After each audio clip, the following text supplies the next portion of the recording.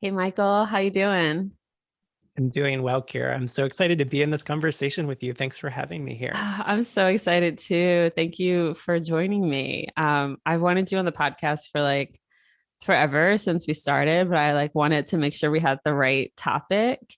And you know how I sort of like tailor my guests to the topic. Mm. And so yeah, we were able to connect a couple, maybe like a month or so ago, just to sort of like talk and get to know each other a little bit more. Yeah, And then yeah, that's where we are right now. So asteroids, I'm really stoked. This is a topic I've wanted to do a podcast on for a while. Um, and yeah, there's so many different places you can go with it too. So we had a really good discussion about it, a couple however many weeks ago that was. Time doesn't isn't a thing anymore in my brain. Um yeah, I'm really stoked to get started. But to begin, let's introduce you to the audience. If you're comfortable with sharing your SMR, love to hear that. And yeah, tell us a little bit more about you and your practice. thanks. Well, my name is Michael J. Morris. My pronouns are they, them, their. And my SMR, I have Taurus rising. I have my sun is in Capricorn in the ninth house, and my moon is in Gemini in the second house. And what to introduce about myself? I'm a consulting astrologer and tarot reader. I'm also an artist and a writer, a teacher and a facilitator. I'm a witch, and in all of these practices, I feel really committed to personal and collective healing and liberation. And I started my consulting practice, which is called Co Witchcraft Offerings, in January of 2019. And the other work that I do in the world right now is I hold a PhD in dance studies, and I've been on faculty at Denison University for this is the sixth year, and I teach there in women's and gender studies, in queer studies, environmental studies, and in the dance program. I'm also a yoga teacher and a Reiki practitioner, so that's part of some of the worlds that I move through. And yeah, in terms of the astrology community, I am mostly doing consults with people, mostly doing consulting work, doing some writing. And then I presented at the Queer Astrology Conference last summer in 2020. And then I was also one of the speakers at the 2020 Fresh Voices in Astrology Summit last year. Um, I live in Columbus, Ohio, which is the ancestral and contemporary territories of the Shawnee, the Potawatomi, the Delaware, the Miami, the Peoria, the Seneca, the Wyandotte, the Ojibwe, and the Cherokee people. Awesome. Oh, so rich. I love, we both have ninth house suns and second house Mhm. moons. Um, and it makes me, I just love talking to someone who also does like way too much stuff. I don't know if you would categorize it as way too much, but you do a lot and it makes me feel seen because yeah, I think it's too much for me, but I don't know, I just love seeing other people who do a shit ton of things and like you do them all so well. So yeah, it's so cool. What was I I gonna think some of say? that is, Oh, go ahead. oh, go ahead. No, you go. I was just going to say that I think, well, I have a couple of thoughts about that. One is for years now, I've actually thought that my primary work or like the thing I do is actually making connections between things. And Mm, so astrology is one of the things that I connect with, tarot, dance, somatic practices, yoga, social justice work, healing justice work, those sorts of modalities or bodies of thought and practice. But I think in a research statement a few years ago for a job application, I said that the primary work that I do is in sympoetic connections, the idea of the creation with mm, others. And that's a word that I learned from Donna J. Haraway's work, sympoiesis, the idea of creating with. And I really think that that's at the heart of my work. But it's also like where this work developed in my life. Like I came to astrology early in college, around the same times that I was coming to terms with my queerness and coming into a feminist consciousness, but also as I was leaving Christianity. I was raised in a really conservative evangelical Christian family in Louisiana. And then I went to a small Christian college in Mississippi. And so those early years, like freshman year of college, was when I started moving away from Christianity and really stepping onto a path as a witch. And those were the same years that I was reading about astrology. And I was also a dance major. So I was like becoming an artist at the same time that I was Wow. becoming a witch, at the same time that I was coming to consciousness as a queer person and as a feminist. And yeah, and then astrology was part of that constellation of things. I think my earliest introductions to astrology were reading horoscopes, which I think is a way that a lot of people come into it. And for me, that was Rob Bresney's free will astrology horoscopes, which were syndicated in the local free press in Jackson, Mississippi. And then somewhere around that first year of college, I got my first astrology book at a used bookstore in Jackson. And it was Isabel Hickey's Astrology, A Cosmic Science, which was Wow. really when I started like reading a book about astrology and Yeah. realizing like this is more than just sun sign. Um, and so the doing so much or doing so many things, I think is also, it is about the making connections between things, but it's also, that's how I came into all of these things, was moving between them all at the same time. And it should continue, that continues to be the way that I, practice in all of these different overlapping fields and disciplines. Definitely. Wow. Yeah.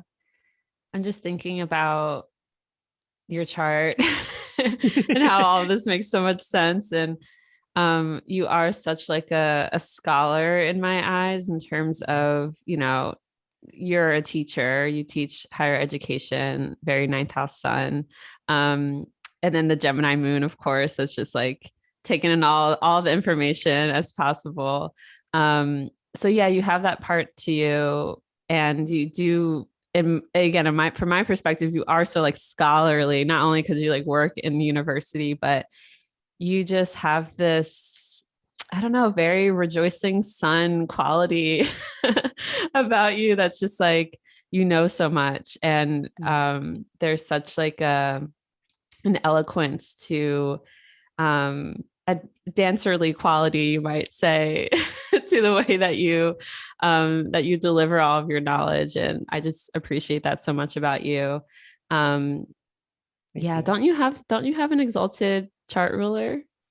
I do. I have Yes. Venus is because I'm Taurus rising, and Venus is in Pisces in my 11th house. Okay, And then yeah. also in my ninth house, I also have Jupiter, pretty close to the sun. I mean, it's under the Right, beams that's of the what it sun. is.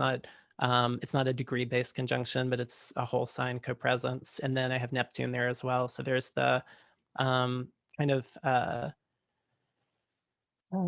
the intense focus on clarification, I think, often comes from the exalted sun there, but then Mhm. the wanting so much and to do more, I think, comes from the and I mean, I could say some more things about having a fall in Jupiter in the ninth house, but Yeah. definitely the positives of like wanting to do more and to create more inclusive forms of thinking and education and learning, but then Mhm. also the ways in which Neptune brings a kind of otherworldly or um, non-ordinary perceptivity to what we might think of as most real or most true. And I think that that's Mhm. where I see some of the esoteric practices, the astrology being a ninth house topic as well, but also the ways in which I think I'm always trying to think beyond what gets uh, um, you know, uh, reified as like a rational mode of thought. That Mhm. I'm always striving for specificity and clarity and nuance, but that those things are not limited to something like linear rationality or the ways of thinking that get most celebrated or most centralized in our kind Mhm. of imperial colonial Western civilization. Things like rationality and argumentation and logic and science and things. And those are things I have an appreciation for, but I think I'm always trying to think beyond them as well. Right. Um, in terms of like feminist thought, in terms of queer thinking, in terms of magical thinking, and being in intentional relationality with more of the more than human world, which is in excess to a lot of those reified hegemonies of thought that we see in the ninth house often. Yes. Okay. Let me stop talking about your chart because Okay. we can do a whole episode about just talking. um, but one thing I always like to do with my guests is just talk about how we know each other. And for us, it's I think just through the internet, through social media, right? Yeah, it was Twitter first, I think, and then you invited me to be part of the Fresh Voices Summit last summer, and I think that's where we first started being in more kind of intentional conversation around like Mm-hmm. what is it I might be presenting and how to shape some of that information, and then just the really spectacular event that you put on and all the beautiful, important voices that you brought together in that event. And I was just really honored to be part of that. And it was Oh, really a lot of people's introduction to my work. It came like a month after the Queer Astrology Conference, something like that, yeah, maybe like a two month and a months. half. Yeah. Yeah. And so like last summer was really a moment of introducing a lot of people to my work through those two events. And yeah, just really grateful for Awesome. that opportunity. Yeah. I loved yours was like one of the few presentations I saw at the Queer Astrology Conference, and I was just Mhm. like, I need to have them for Fresh Voices. So I'm so glad that you were able to do that. And yeah, last summer it was a good summer for astrology. Oh yeah. I mean, we were, navigating the complexities of a global pandemic, but I think Right. so much community was actually built under those conditions. And then very specifically accessible community because we all Hmm. moved online. And I don't want to say that it was accessible in every way, because I think we're still learning, by which I mean people who are able-bodied or made able-bodied by our society, still learning from disability communities, disabled Hmm. people, ways in which we could make our work more accessible. But even just having it in virtual space was already a major access point for a lot of people. And so there's this kind of like, I don't know if I want to call it a silver lining, but this really beautiful effect of having so much go online during the pandemic. And last summer was, yeah, I agree, like a great summer for astrology. Yeah. It's cool to be a part of that. Mhm. So yeah, that's basically how we know each other. Hopefully we will meet in person. I I'm hoping hope like so. next year Yeah. one of these conferences will be in person again and we will get to connect. But I actually think I found you first through Instagram, honestly. Really? Um I feel like I just like remember your Instagram posts. Um I joined Instagram in 2019, in September of 2019. yeah. I've been on Twitter for like literally 12 years, but Instagram came way later because I'm not a very visual person in terms, like I don't take a lot of photos of my life. I Yeah. don't make a lot of graphic things, and Instagram is primarily a visual platform. And I have a twin who's a visual artist, and so Mm, that's like his homeland. He dropped off of Facebook and never joined Twitter a long time ago, but yeah, it took me longer to get onto Instagram. And it was actually, I was doing an astrology event for the autumnal equinox that year in 2019.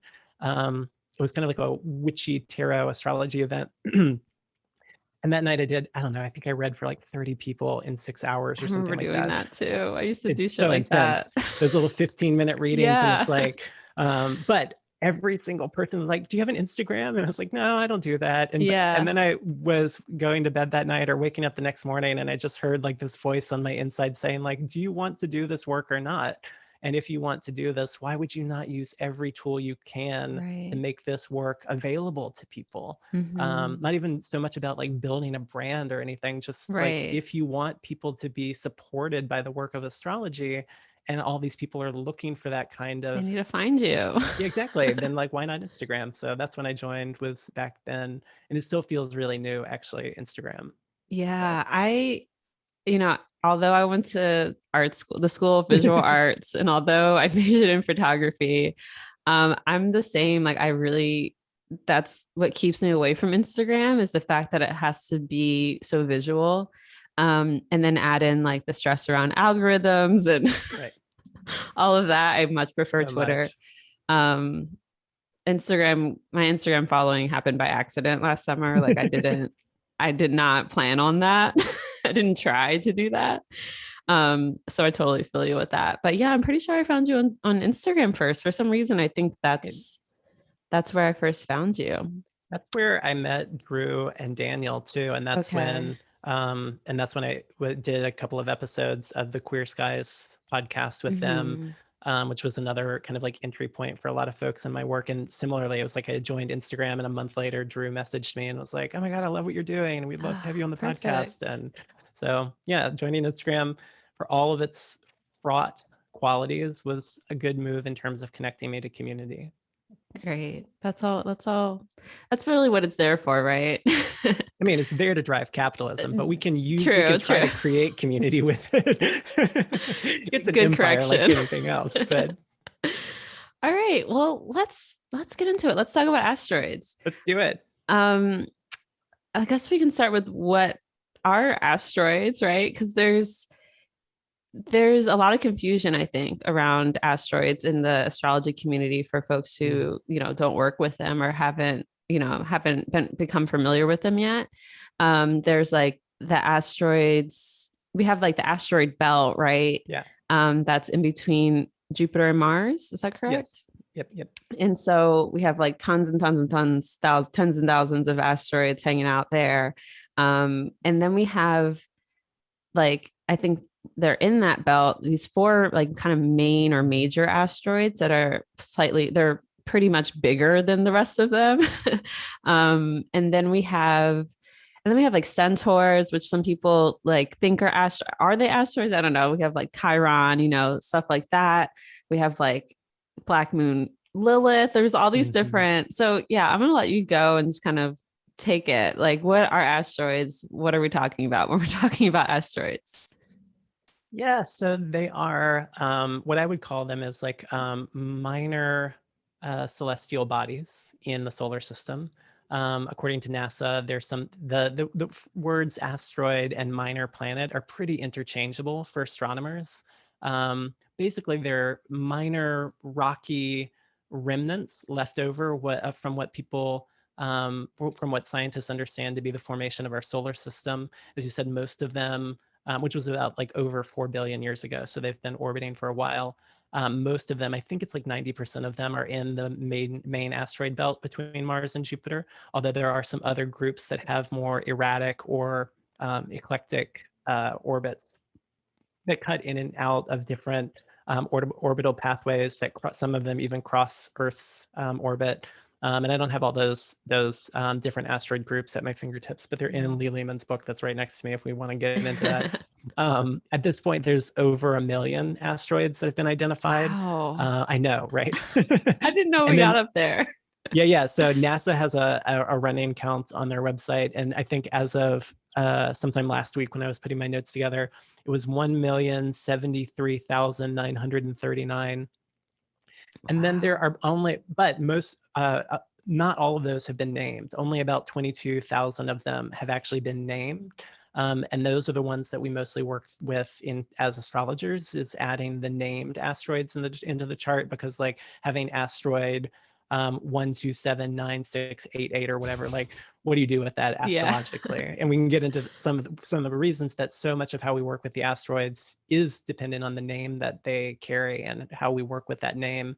There is a full list of the asteroids, and maybe we could put this in the show notes, a full list of the named asteroids on minorplanetcenter.net. And they keep adding on to a running list of those. Yeah. Most of them have orbits of about 4 years, somewhere around 4 years, because I mean, if you think about Mars's orbit and Jupiter's orbit, that makes sense that it's like around in between that like 2 year and 12 year somewhere. And then one of the most important things in terms, or maybe it's the most important, it's one of the things that I think about in terms of how we might conceptualize the asteroids, is that they're not visible to the naked eye. So like the outer planets like Uranus, Neptune, and Pluto, they weren't discovered until telescopes were invented. And so the first asteroid was discovered with Ceres in 1801. And so the 1800s was really when we see this like boom of a lot of asteroids being discovered, but they're still being discovered today. And I think there's something interesting about that in terms of so much of how they might function in people's charts. So much of astrology, especially the Hellenistic, the ancient traditional astrology, is oriented towards visible light and what we can see with our eyes. And then we correlate that visual phenomenon with our earthly experiences. And that's so much of how we create meaning in the astrological system. And that's really important and vital, and frankly, still the foundation of all of my astrology work, that I'm primarily trained in Hellenistic astrology, and that creates the basis of how I read any chart. And then there's this interesting question of how do we engage with both the visible and the invisible, that we recognize that not everything in life is visible in the same way. And so how do we account for the invisible qualities of a life, or how I think of it, or how it tends to show up in the work, as the subtle, nuanced, specific details that refine some of the larger structures or larger patterns that we might recognize in a life. Like one of the things that Demetra George, which, I mean, we should probably acknowledge Demetra George at some point in this, the way that she talks about it is like, Venus might tell you something about how you love or where you love, but Venus in your chart is not going to tell you the name of your partner. Whereas a minor asteroid, she has all these examples of people, like I think one of the examples she uses a lot is Prince Charles having the asteroids Camilla and Park conjunct his Venus. And it's like, that's the kind of detail that especially the minor asteroids can bring in. And that's not immediately apparent or immediately visible in the use of the 7 traditional planets of the visible light in the sky. So that's one of the ways, one of the qualities that we might think of in terms of the asteroids is how do they bring attention to what might otherwise be invisible in terms of subtlety and nuance and specificity, specific details of a life that really don't come into the chart in any other way. Sometimes the asteroids bring those stories into the room, into the chart, into the session if I'm working with a client. That's one of the main ways that I think about working with the asteroids. That makes a lot of sense to me. Yeah. The one word I always use with the asteroid is nuance, and that it adds a lot more nuance to a chart. And like you said, the specificity as well, where it's really, really wild. Like how, I mean, folks, if you aren't familiar with like Demetra George's work, I would say get on her mailing list and, just read her when she sends out emails about the asteroids, especially. I started doing that at the beginning of the pandemic last year because she was tracking asteroids related to the pandemic. There's an asteroid, I believe, called Wuhan that she was tracking along with Pallas Athena, which we'll talk about Pallas, but has a lot to do with defenses. And so like our immune systems, basically, like kind of collectively, and just the way that she was tracking those 2 asteroids. I think there were maybe another 1 or 2 as well that she was tracking, but along with the Saturn Pluto situation that was happening in Capricorn, just a moment of gratitude that that's over. Well, sort of like we're in the aftermath. We're in the aftermath. Yeah. But Saturn's gone at least for the next 30 years.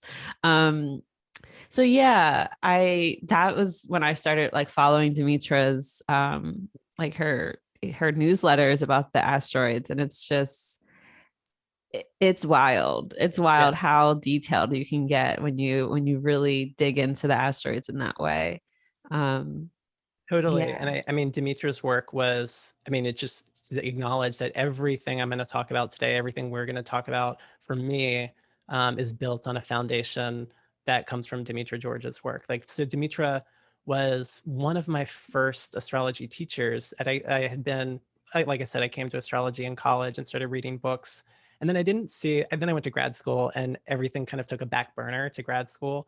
And a friend of mine who was dancing in a piece that I had choreographed pulled up my chart for the first time in 2014, I think. And that was the first time I had seen my chart, and then started reading like anything I could get my hands on. So very much like a couple of years of really being what we sometimes call self-taught, but what I really mean is like book taught, right? Learning with books. That's exactly how. Yeah, it's like I was self-taught, but I have plenty of teachers, right? Exactly. It's like those people are my teachers. Yeah. And then I took my first like online classes and workshops with Channy Nicholas. And then through Channy, I came to Demetra's work.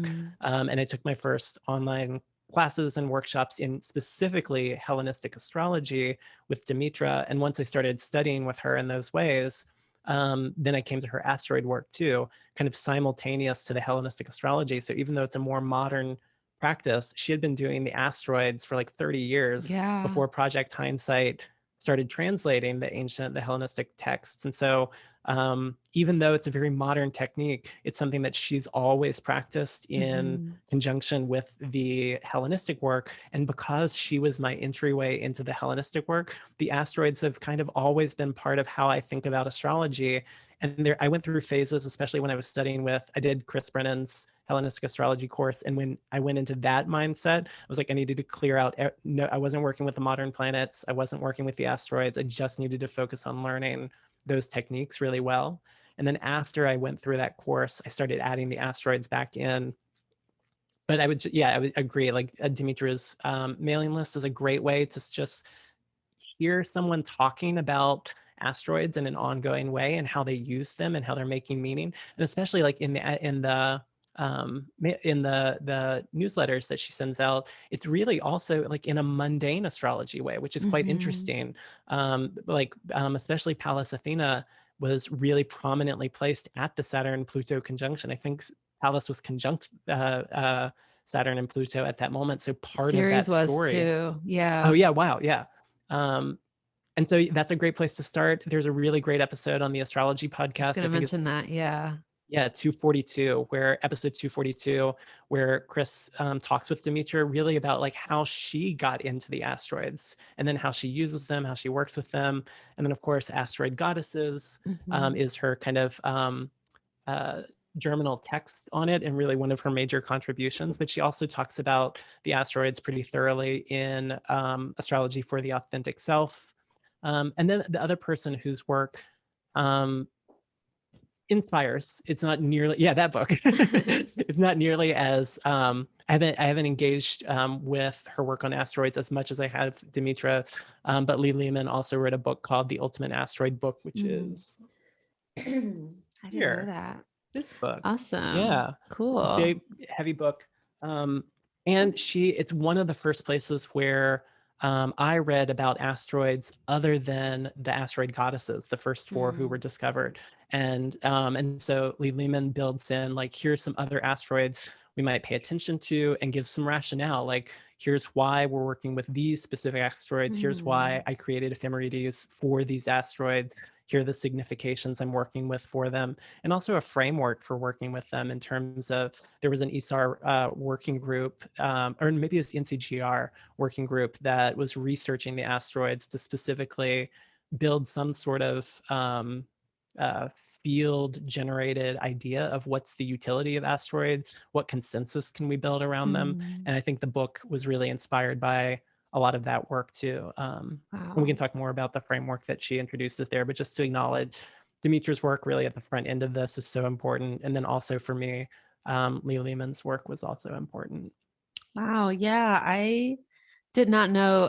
I admittedly I'm just not too tuned into Lee Lehman's work as much as I want to be. And I feel like I'm getting there. I think what it is that I've been planning on taking the STA course for so long that I'm just like, I'll get plenty of Lee Lehman, and I just haven't taken it yet.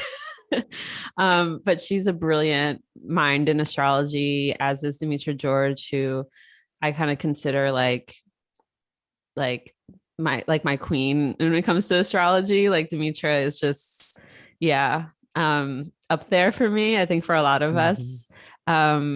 She's just done so much work in astrology, but specifically with Hellenistic astrology specifically, and with the asteroids. So I'm glad that that you brought that up, and we gave Demetra her I don't know, honors. What's the word for that? Gratitude, honors, reverence for Demetra George. Exactly. I just feel so lucky that she was part of my early introduction to the Hellenistic work, but then also that all of my other teachers have studied with her, that Shawnee studies with her, Chris Brennan studied with her at Kepler, but then they then went on to work together on projects through Project Hindsight. And then Kelly Surtees, who's at this point who I think of as my primary teacher and mentor, who's also studied with Demetra. So it's like she's in my lineage in multiple ways. And so I think of like every day when I'm doing my ritual practices in the morning, and part of the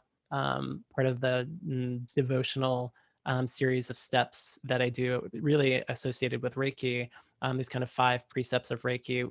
One of them, or the way that I received it, was for today, I honor my parents, my teachers, my ancestors, and the food who become kin. And when I get to the part of I honor my teachers, I pause and imagine or visualize each of my teachers and all these different disciplines that I study in. And Demetra's in that cloud of teachers for me that I get to, show that reverence to on a daily basis, and on the astrology podcast, astrology show podcast. I wonder if I want her to hear this episode, and just so she can know how much we love her. We love you, Demetra. I hope she knows like how revered she is, especially by like our generation of astrologers. I mean, I think other generations of astrologers too, but I hope she knows that us youngins like love her so much. And I feel so grateful that we get to sort of coexist with her at this time. That she's around when we're like learning from her. So yeah, Demetra George, folks, if you don't already know, now you know. Yeah. So yeah, let's talk a little bit more about the 4 major asteroids who are often referred to as the asteroid goddesses, because they're named after 4, I would say, like major Roman Greek gods or goddesses. And I'll just say, like, from my perspective or my learnings around the asteroids, I honestly wish I knew like exactly where I started learning about them from, because I don't remember. I do have a book called Goddess, I think it's called Goddess in Every Woman or something. Oh yeah, which I've heard of that book. Shitty title, but but it basically goes through each of the, not just asteroid goddess, but all of the like kind of major goddesses. And of course 4 of those are related to these 4 asteroids that we're about to talk about. That's where I got a good amount of my like early just understandings around them. And I honestly don't remember where, because I kind of have these, I would say, like I don't know, these like ideas around each one of those asteroids that I've formulated throughout the years, that I don't know if it just came from client practice or if I learned them somewhere. But yeah, I've looked at the asteroids in client work for a while. And yeah, I'm excited to talk about them. Let's just get into it. What else was I gonna say? I don't remember. It doesn't matter. So yeah, we have these 4 sort of like major asteroids. I call them major because they're like bigger than the other ones. They're bigger than many of them. They're the first 4 that were discovered. That's what it was. That's why they're so prominent. There are some other asteroids that are bigger than some of them. Like I think Vesta and Ceres are pretty large, but I think Juno and Pallas are a little smaller. And there are some other asteroids that were discovered later that are larger. But what's really important is that they're the first 4. And they were discovered like boom, boom, boom, right after one another. Because as you mentioned, it was like 1801, I believe, was when Ceres. Yeah, Ceres was 1801, Pallas was 1802, Juno was 1804, and Vesta was 1807. So within the first decade of the 19th century. That's wild. Yeah. And then it just kind of kept going exponentially from there, just like more and more. So and then just historically, that is about 20 years after Uranus was discovered and 40 years before Neptune was discovered. So in terms of like, when did these celestial bodies enter the tradition, or at the very least enter our consciousness? And it's between Uranus and Neptune in terms of the addition of the planets, just for folks who are really accustomed to working with the outer planets, to recognize that at least these first 4 asteroids entered the tradition along with them. They're not like some add-on afterwards. And actually Demetra really works with these first 4 in the same way that she works with all the planets, that in terms of, with the exception of the visible planets, the traditional planets have rulership. But in terms of Uranus, Neptune, Pluto, Ceres, Juno, Vesta, and Pallas, she really treats them the same way in terms of what is the significance of this celestial body in this sign, in this house, and in these aspects, in the way that she would with anything else. The minor asteroids she treats a little bit differently, and I do too. Actually, I actually treat the four goddess asteroids a little differently than Demetra does. But yeah, just to say that part of the way that she wrote about them and talked about them was really the rebalancing of the astrological tradition, that up until that point, when these asteroid goddesses were discovered, the only two feminine archetypes in the Greco-Roman pantheon of the traditional planets were the moon and Venus, which we can broadly, and also then subvert these things, but broadly, those get correlated with the roles of mother and wife. And those were the only two roles that were really allowed to the feminine archetype, to women, to femmes. And so the introduction of the asteroid goddesses was really an introduction of a more complex range of possibilities for the feminine archetype. And she's done some really beautiful work in a couple of lectures that she did last year, one at Norwalk and then one with Astrology University, specifically looking at the asteroid goddesses in the charts of prominent figures and prominent events in the women's movement, in the feminist movement, because many of the women who became the leaders of the early women's movement in the 19th century, in like the mid 1800s, 1860s, were born around the same time that the asteroid goddesses were discovered. And then similarly, even though those first four asteroids were discovered in the early 1800s, we didn't have ephemerides for them until the 1970s. And so that's when the ephemerides for the asteroids first gets published. I think the first one was 1973 with Eleanor Bach. And so then we see the influx of the asteroids into the astrological tradition, correlating with the feminist movement of the second half of the 20th century. And so there's something about, she talks about it in the principle of like as above, so below, that the discovery and then the dissemination of these asteroids in society and then within the astrological tradition correlate to these really prominent moments of shifting collective, social, and personal consciousness around the feminine in particular, because of these four asteroid goddesses. Yeah, and we see that in the tradition with the outers as well. Just in terms of when a new heavenly body sort of like appears to us, or maybe not appears, but like when we're able to finally see it, right? The significations sort of become more I guess just apparent in our consciousness and in our collective consciousness. So that's that. I mean, it makes a lot of sense, but it's just wild to think about, how in the early 70s, we know that's when a huge movement was going on in terms of feminism and also civil rights. And how, that's when, and by the way, just to define the term ephemerides, if anyone doesn't know, we're speaking about, it's just a plural of ephemeris. So, an ephemeris being, yes, exactly. I have mine back here.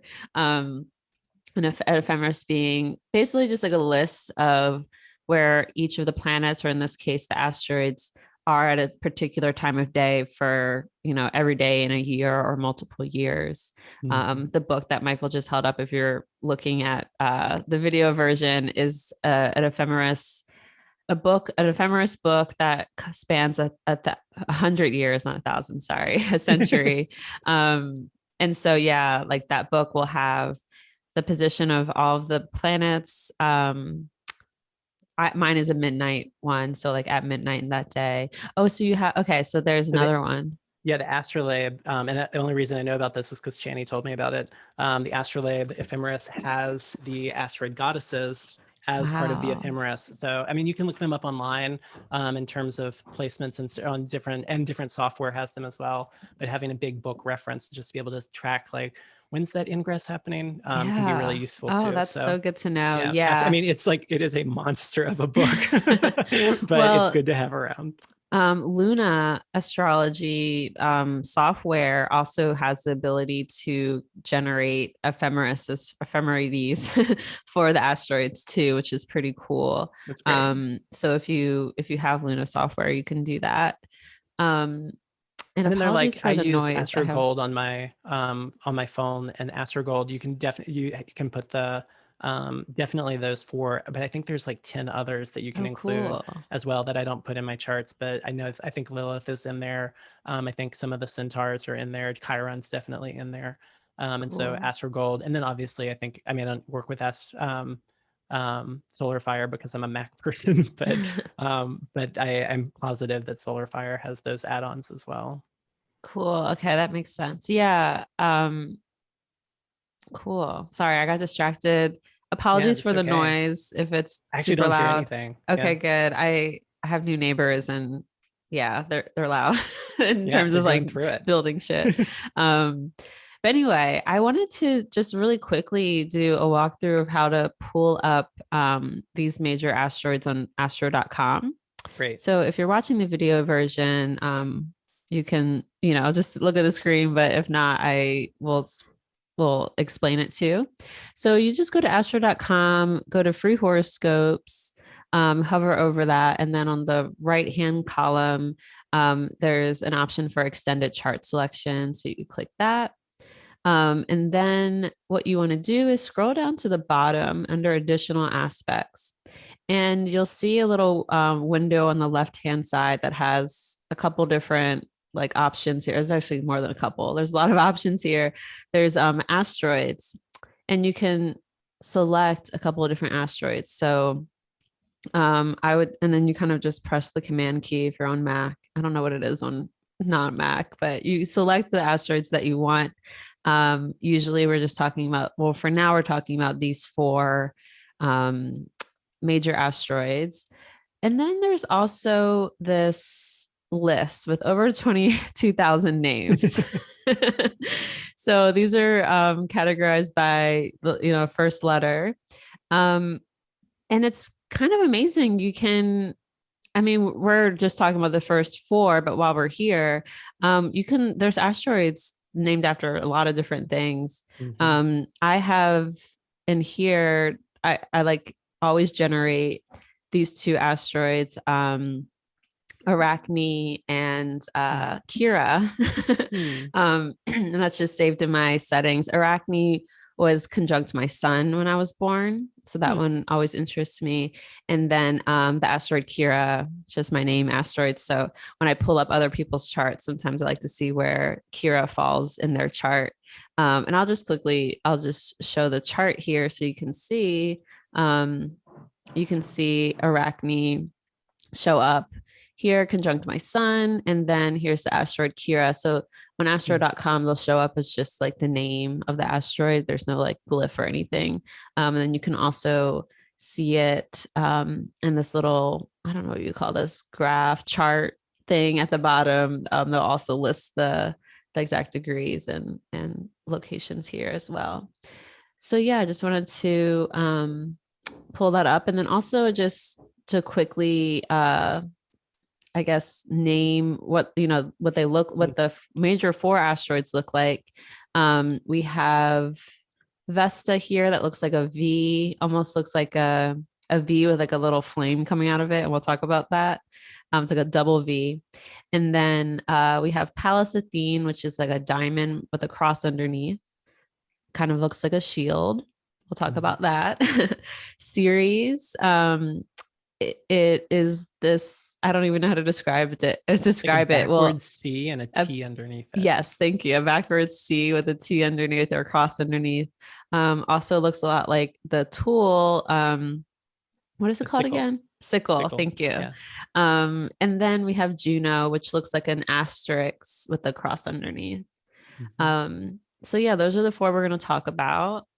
And yeah, let's start with Ceres, because that was the first one discovered. And and that's the largest one, correct? I think so. I think that's true. I think it is, because it shows up in our ephemeris too, like in the Great American or whatever the hell it's called. Is it called the Great American? Oh, I no, hope just the not. No, the American. American ephemeris. I think I'm confusing it with the Great American Eclipse. That's the thing that Um, happened and will happen again. Woof. oh, let's not go there. Okay, yeah, Yeah. Siri. Series. Ceres. Yeah, so Ceres is the Roman name of the goddess Demeter or Demeter. And she was the goddess of agriculture, of cultivated grains, the things, the food or the plants that were grown and harvested and consumed that fed and nourished the people. She was also the goddess of the Eleusinian mysteries of death and Mm. rebirth. And some of that relates to part of her mythology, in terms of the abduction of her daughter Persephone into the underworld by Hades, by Pluto. Um, she's associated with the archetype of the mother, sometimes known as the Great Mother.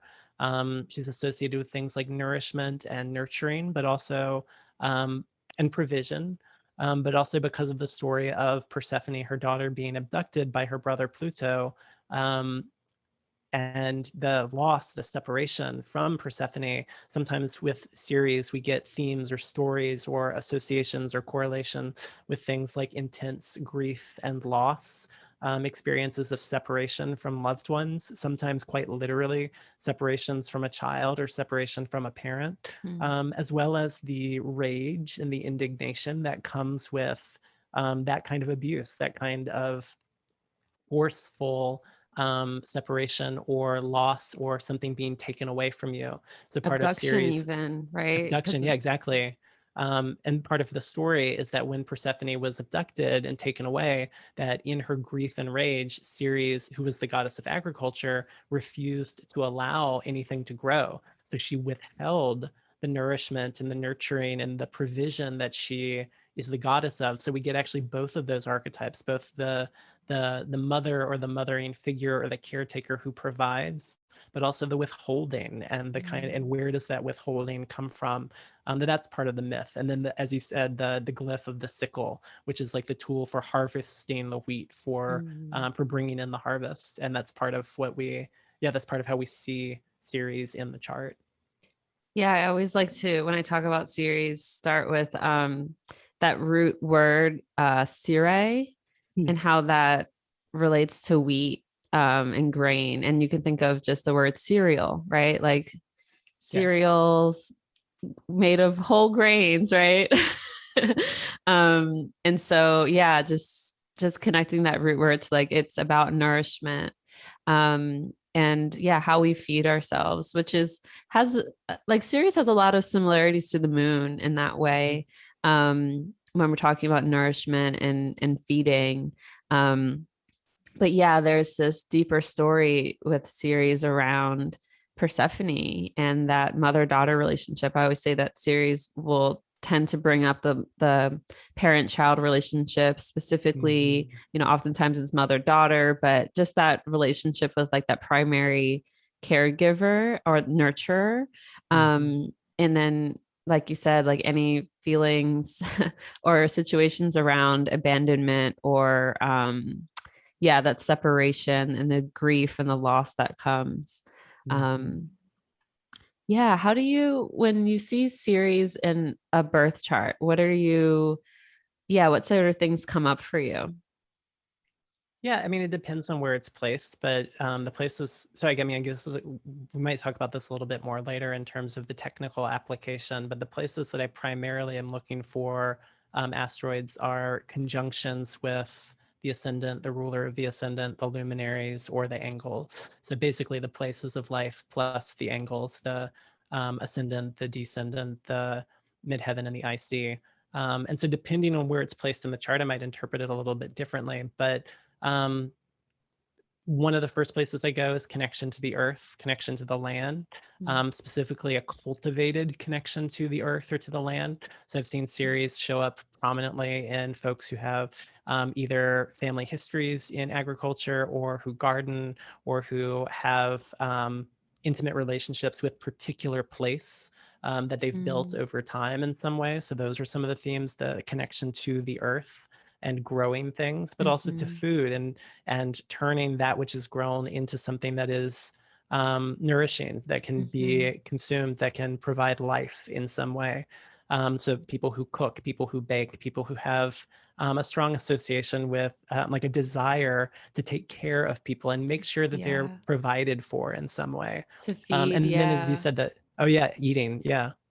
Yeah, I love that you said that, because that's something that shows up when I see Ceres, especially in the first house. Mm-hmm. Um, are people who just have a desire to feed, to feed Yeah. others, and to oftentimes it's like this lofty goals around, like, helping to restore, like, and Food not just injustice. Yeah. positive, yeah, food injustice, and starvation and all of that.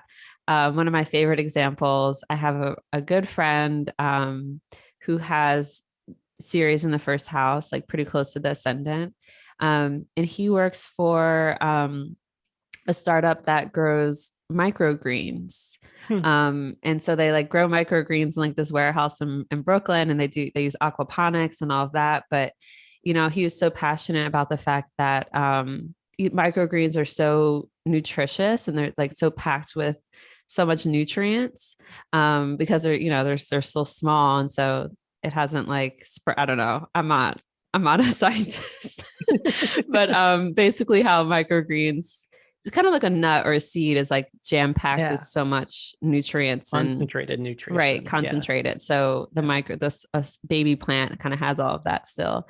And just how doing it in this innovative way, growing it in a warehouse, you don't need a ton of land, Mm-hmm. using aquaponics, fertilizing with fish poop, basically.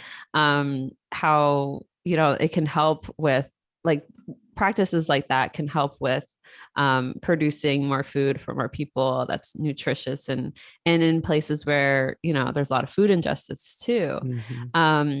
So anyway, just that made so much sense to me, that he has Ceres rising, and he has this, like, it's not like he thinks he's gonna like feed the whole entire world, but these higher ideals around like what we can do with food. And through him I met another friend who was a farmer who also has Ceres rising. And she's also like a Cancer and all that, but yeah, she had Ceres rising, and I was like, okay. And she's a Mm-hmm. farmer, and Mm-hmm.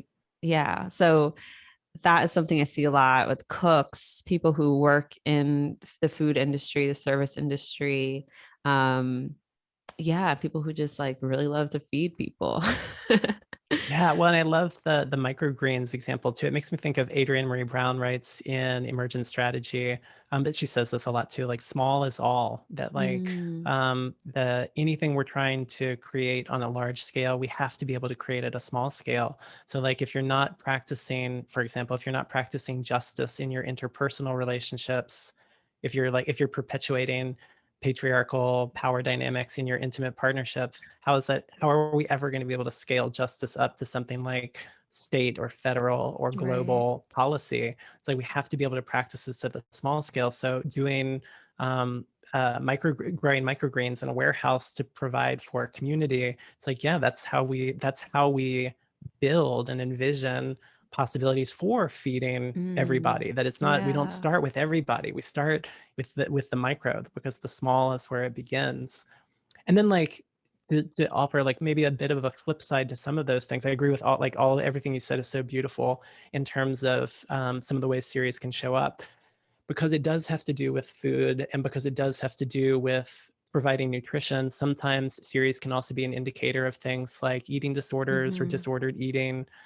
There can be, because of the story, the trauma that Right. Ceres underwent, that Persephone underwent, that there can be interruptions or disruptions because Ceres withheld the Right. provisions and the food from the earth, from the human world. And so that can show up sometimes too, especially if it's in something like the first house or the sixth house, in Mm, terms of like, how are we caring for the body series, that then becomes like, depending on things like what's it in aspect to, is it in a hard right. aspect to malefics, is it in positive aspects with the benefics, which side of that comes out? Like, is this someone who Mm-hmm. provides food and nutrition for others, or is this someone who struggles with food and nutrition in their own life? And that's where it gets a little bit more um, I wouldn't call it advanced astrology, but just taking into consideration not only like where is the asteroid, but what's it configured to, what's it in an Right. aspect with, what's it's not going to have a condition in terms of like essential dignity, but in terms of like what's it co-present with, what's it in aspect to, will help bring forward or background different parts of the mythology or the story. Yeah, I'm glad you brought that up. I've certainly seen that as well. Eating disorders or disordered eating, and sometimes, like for me personally, I have issues with appetite and just like being able to feed myself. And I've been thinking about that with in regards to Ceres for a long time. And that's just how it's configured in my chart. But I've definitely seen that with clients too, like even aspects to outers, Pluto, and being the kind of these extreme eating, yeah, all of that. So I wanted to ask you about this. It's something I think I've probably picked up years and years ago, probably like online or something around Ceres, and having to do with I think I was reading like an interpretation of my Ceres placement, and it said something about being someone that can give good advice. And I have Ceres in Sagittarius in my 10th. And I think it probably related to, or boiled down to just the fact that, Ceres is like providing nutrients and providing like, I don't know, food, I guess. And Mm-hmm. so it's almost like food for thought, or, different types of, different types of nourishment. Nourishment Mm-hmm. doesn't always have to be like food, it can be like information too. And I think that's where it was coming from, but I'm curious about your thoughts around that.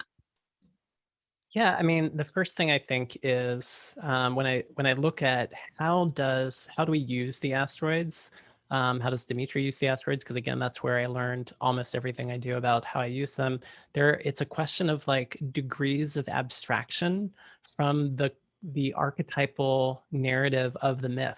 So Mm-hmm. exactly what you just did of like literally in the myth, Ceres is the goddess of agriculture, of growing things and providing for people's needs. So then how do we abstract from that into archetypal forms that relate to our contemporary lives, our personal Mm-hmm. lives, our global lives in some way, which could have to do with things like the things we've already been naming, like cooking or farming or gardening, things like that, being a nutritionist, also mothering, caretaking, things like that. So we're abstracting from the mythology to get to some of these potential correlations or associations. It feels really legitimate to me to at least ask the question, if we abstract that a little bit further and ask questions like what do we mean by nurture?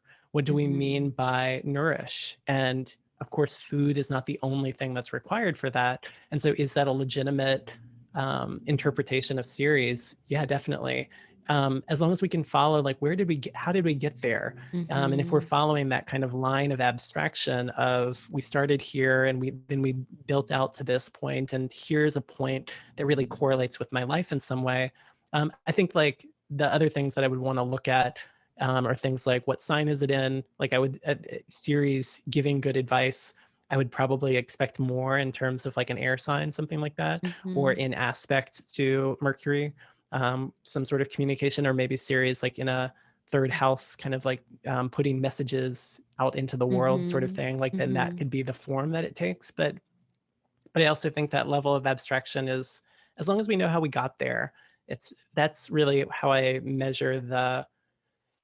I don't even want to use the word legitimate because it's like, who am I to say what's legitimate? But like, do I understand that signification? Yeah, as long as I can follow the degrees of abstraction, it makes sense to me.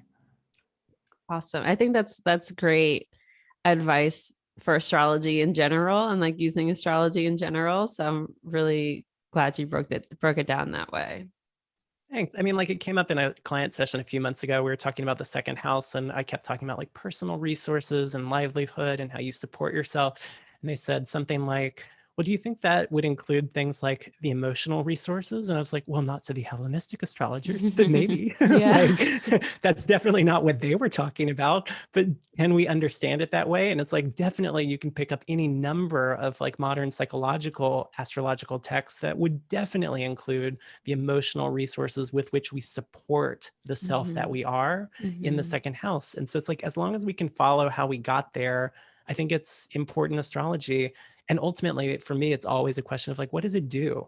What does it do to stretch or to disrupt or to twist the significations in a way to allow them to do something other than they did before? And that's really essential for a kind of queering of astrology, a feminist revision of astrology, is to stretch and twist the archetypes so that they are capable of describing and correlating with people's lived experiences that maybe were never imagined to be part of this tradition in the first place. People like queer folks, people like indigenous folks, people who are I was about to say people who are colonized. That's pretty much covered in the sixth house. But in terms of the personhood, the subjectivity, the subjecthood of people of color, of frankly, even women who are often overlooked in many of the ancient texts, although not all. How do we stretch the tradition to allow us to do meaningful work with people who were never envisioned as part of the tradition? I think that's important work to be doing. So, and then having a methodology for that, where it's not, it can mean anything, because then it doesn't mean anything. If it can mean anything, it means nothing. But how did we get it to mean this? That feels like a really important practice to be in to me. Totally agree. That was a good sidebar. Thanks. Thanks for bringing us there. Do you have any other thoughts on Ceres before we move on? No, I think that's good. I think if we're going to cover all four of them and then also talk a little bit about the minor asteroids, I think that's good for Ceres. Cool. What was the next one discovered? The next was Pallas in terms of discovery. Do you want to do Pallas? Sure. Should we just do it by discovery? Yeah, so Pallas is different than, one of the things that's different from Pallas than the other three. Ceres, Juno, and Vesta were the sisters of the gods Jupiter, Neptune, and Pluto. So they were born in that same generation, children of Kronos, children of Saturn. Pallas Athena is a different generation. She was the daughter of Metis and Zeus, or Jupiter. And so she's born into the kind of next generation of the Olympian gods. And she's associated with, she's the goddess of both war and wisdom. And one of the ways we think about that, or one of the ways I talk about it, is her brother Ares was also a god of war.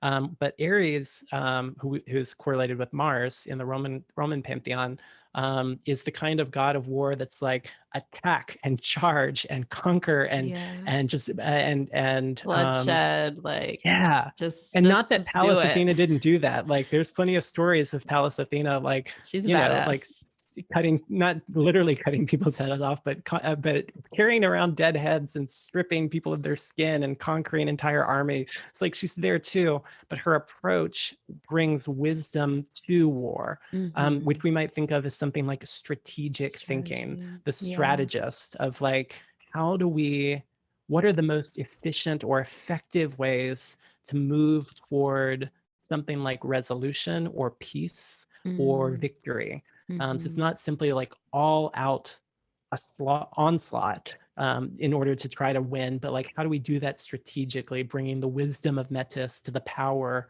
of Jupiter and Zeus?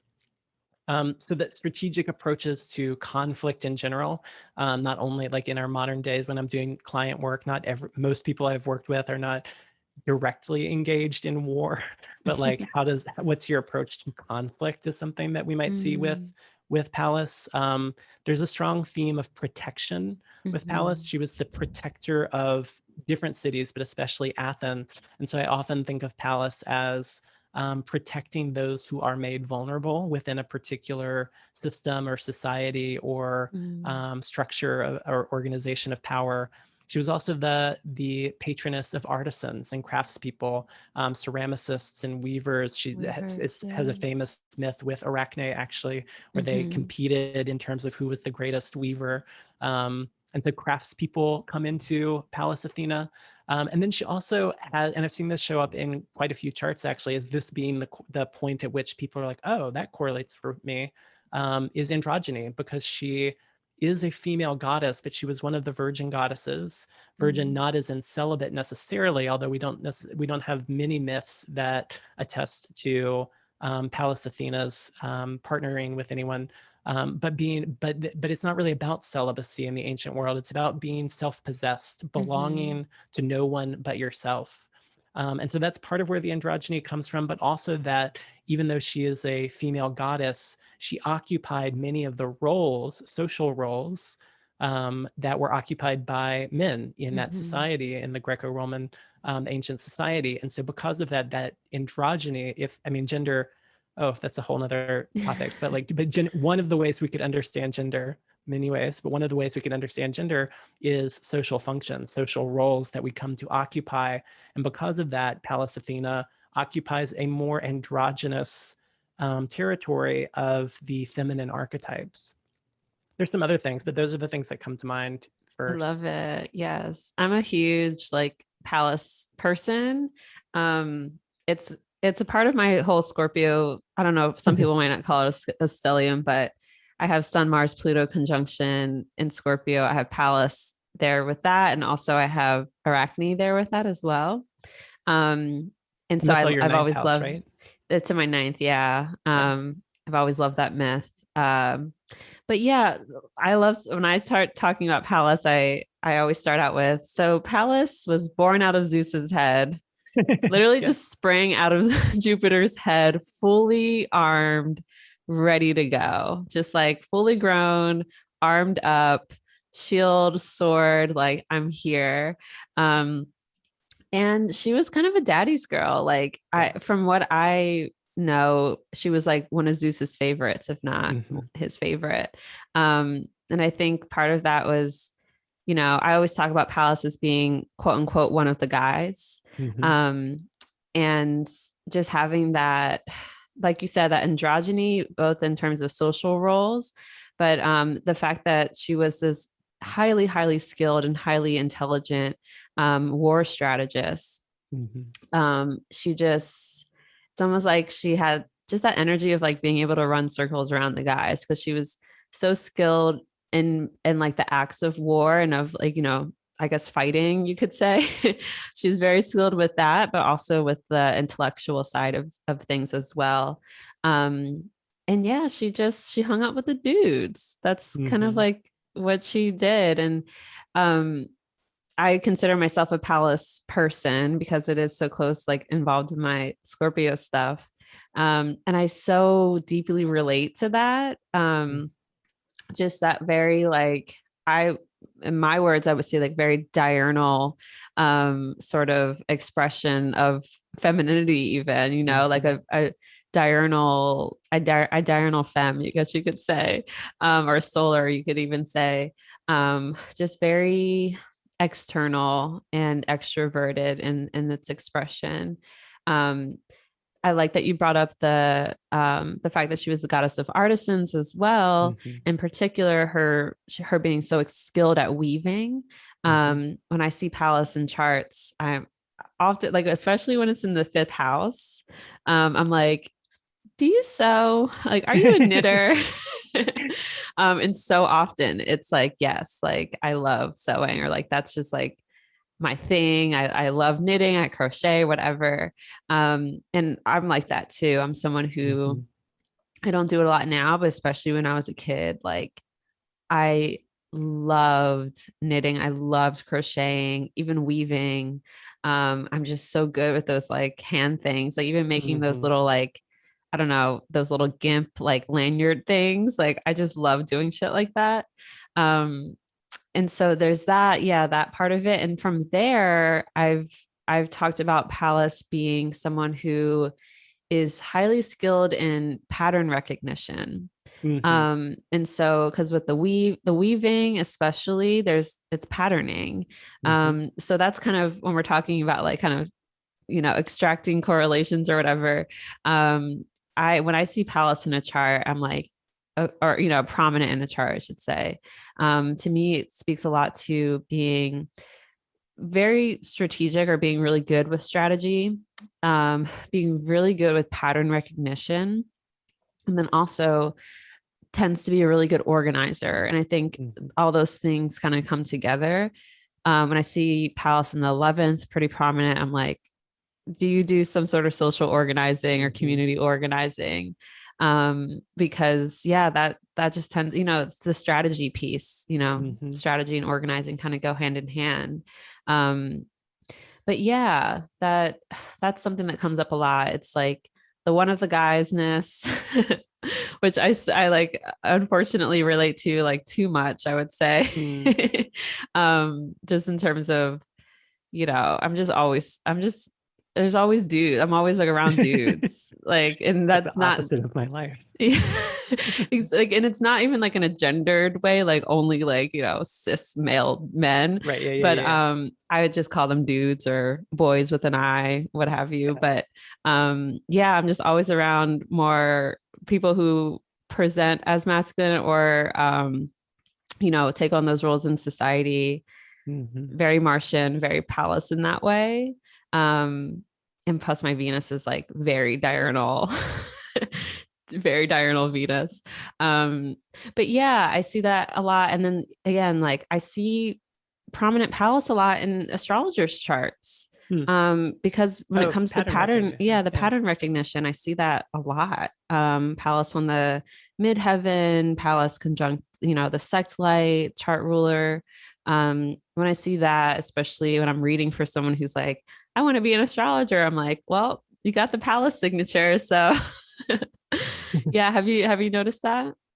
I mean, I have Pallas within a 1-degree orb sextile with my sun in the 9th house. So sure, I guess I can see that in terms of some astrologer pattern recognition thing. Definitely that makes and I love the connection that you're making between the patterning of the weaving and the patterning of like war strategy, but also the patterning in terms of like, what's the organization of society? Like, I love that as the kind of a common denominator of those different significations and looking for how that shows up in people's lives. I guess another thing that I was thinking about in terms of the one of the boys thing is it's complex with Pallas in the mythology, because it's both, and this is complexity. It's so exciting that we don't have to see like, is it this or that? It's like, well, it's actually both in this myth. So let's see how it shows up for someone in their life. Is that it is both a vital subversive mode of femininity to show up in femininity, or like a feminist masculinity or a masculine femininity, something like that, that we see and that's a really important subversion and intervention in the kind of normative constructions of how gender functions. And at the same time, one of the things that I never lead with this in a client session, but I kind of feel my way through and see how this might show up for people, is that in several myths at pivotal turning points, Pallas Athena, sided with what we might call patriarchy. Yep, the oppressor, with the oppressor, but as a kind of like bid for power and legitimacy. And so sometimes that shows up with Pallas Athena when it's prominently placed as like, whose authority are you looking to satisfy? Whose approval are you looking for? Like, even going back to the kind of like daddy's girl complex, if we want to think of it that way, but also just in terms of society. I think about the early or the kind of mid 20th century feminist movement and the critique of a lot of Black feminists and other feminists of color critiquing white feminism because of the ways in which it was seeking women's rights, but it totally allied itself to white supremacy at the same time. And so it's like, so in addition to like, are you acquiescing to patriarchy, that again, that level of abstraction of what are the systems of power that you are trying to satisfy or to receive legitimacy from? That's always feels like an important question to ask, really, wherever Pallas is placed in the chart, is who are you, where is your allegiance, where in terms of power, and why? And that can be, that can go into some really deep conversations with people when we start asking those questions. Yeah, I'm so glad you brought that up because that's certainly a big part. I find a big part of the Pallas story too, especially when talking about like Pallas being one of the guys and like you said, being Zeus's favorite. It's like, yeah, very much so. Like Pallas does tend to side with that. Um, not really fighting for, the underdog necessarily. It's like Pallas No, really does want to, in the myth at least, stay, yeah, kind of stay within that realm of power that comes hmm with aligning with, the big guys. yeah, yeah. And it's um important that we've had there. I mean, this is one of the reasons I like working with the minor asteroids as well.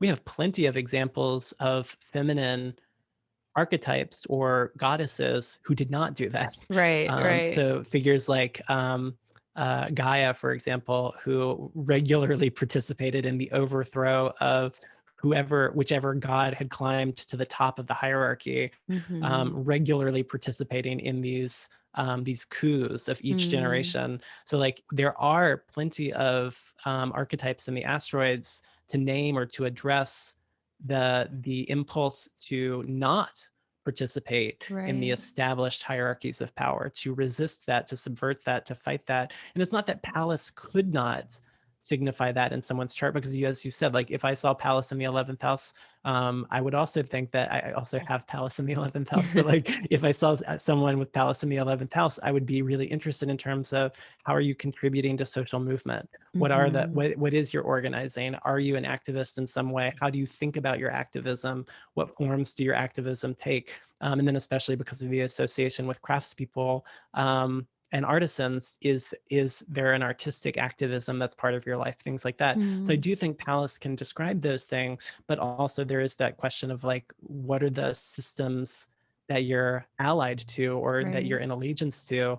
And that again, that gets to some of the complexity, because I think of something like in the Combahee River Collective Statement, which was a Black lesbian feminist organization that was founded in the 1970s.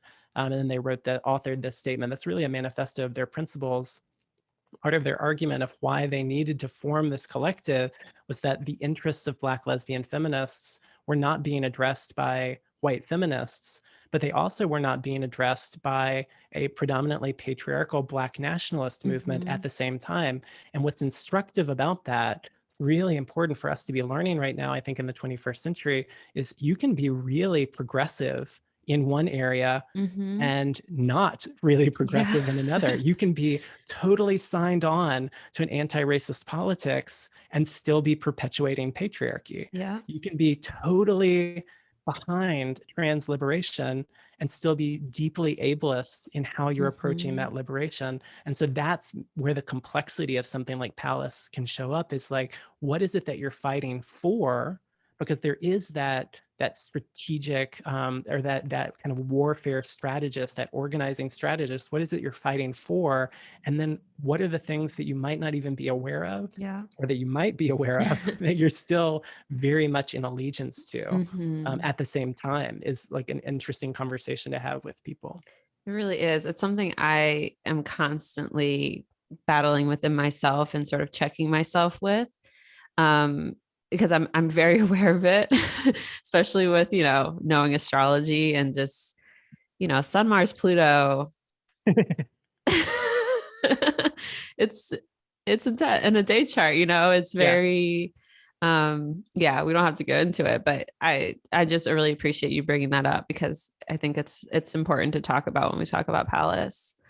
Mhm. One other little thing I just have to say before we move on that I forgot to mention when it comes to Pallas in terms of the pattern recognition thing too, something I often see a lot are coders and people Fascinating. um, who do things like, yeah, coding, development or whatever. I see that a lot too, prominent Pallas with folks like that. Cause again, it's like the pattern recognition and just, it's almost just this way of being able to like look at a lot of data and a lot of information and comb through it in a way that just makes sense. I don't know.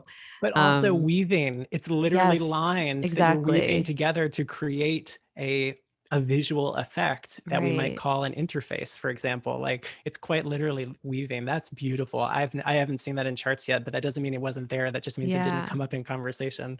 That's so It's cool when it lovely. comes up. Yeah, especially like third house stuff with Pallas. I'm Yeah, like, yeah. ah, makes a lot of sense. Hmm. Um, cool. Should we move on? Who's Yeah. next? I Juno? think Juno is discovered next. Yeah. Cool. Yeah, So take it 1804. away.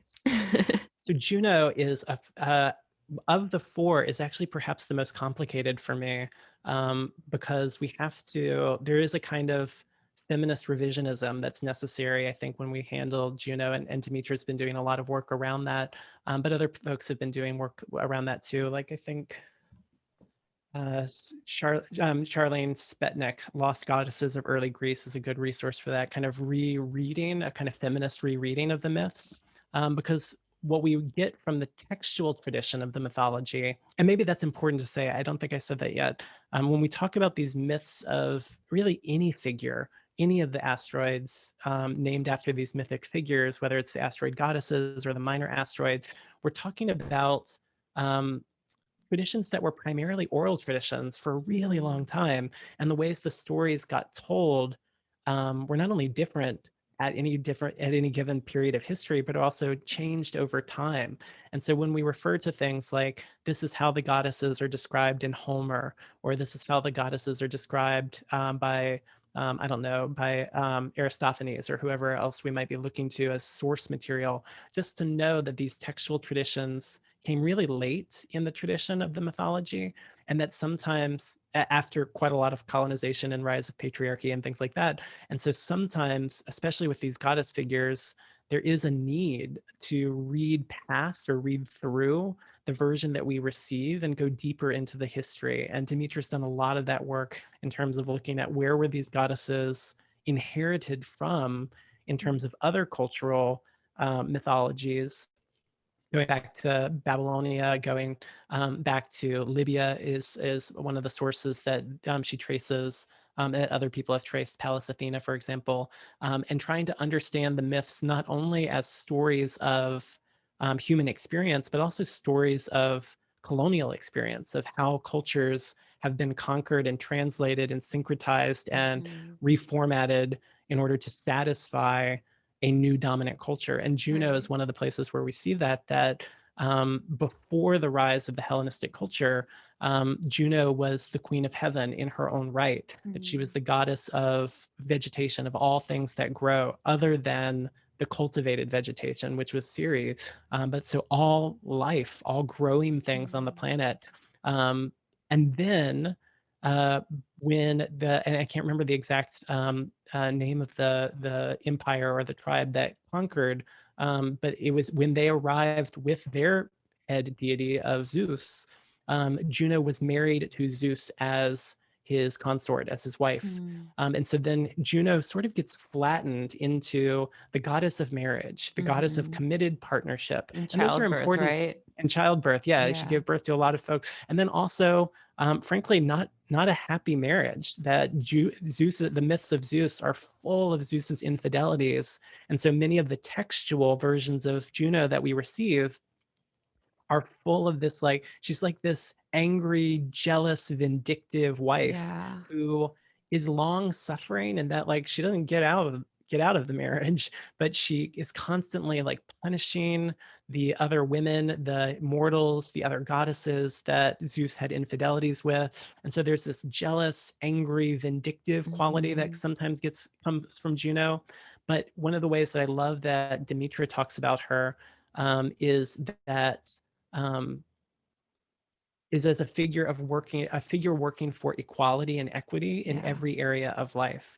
That she was a goddess in her own right, who in many ways we might understand is acquiescing to this union in order to Mhm. protect and preserve her people. So Mhm. I will enter into basically this alliance in order to preserve my people rather than they be conquered and turned into slaves in some way. And so, and then in her work in the waves of the feminist movement, of the women's movement, Juno comes forward more prominently than any of the other four in charts for feminist activists, for abolitionists, for civil rights activists, that Juno, for LGBTQ liberation movements, all through the history, Juno is prominently placed in so many of these charts. And that's one of the places where Demetra talks about her, really sees that opening up. Like, it's not just about equality and equity within partnership, within marriage, but really in all areas of life. And then just interestingly, in terms of methodologically, just to notice that in that move, Demetra's doing something quite interesting in terms of both the inherited mythology, but also what we might think of as a more empirical practice of like, okay, great. Where does Juno show up prominently in people's charts? In whose charts? In what, in charts for events, for example, and seeing that in all of these places where there's a push for justice, equality, and equity, Juno is prominently placed. So then we can almost like reverse engineer some significations from the empirical analysis of charts, as well as the mythology. And that those are, I guess what I'm pointing to is that those are not actually the same thing, and bridging them as part of how we understand what these asteroids mean.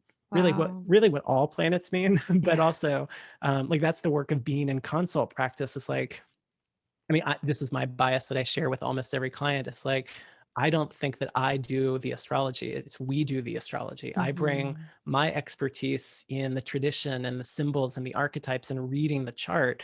And then they bring their expertise in their lived experiences.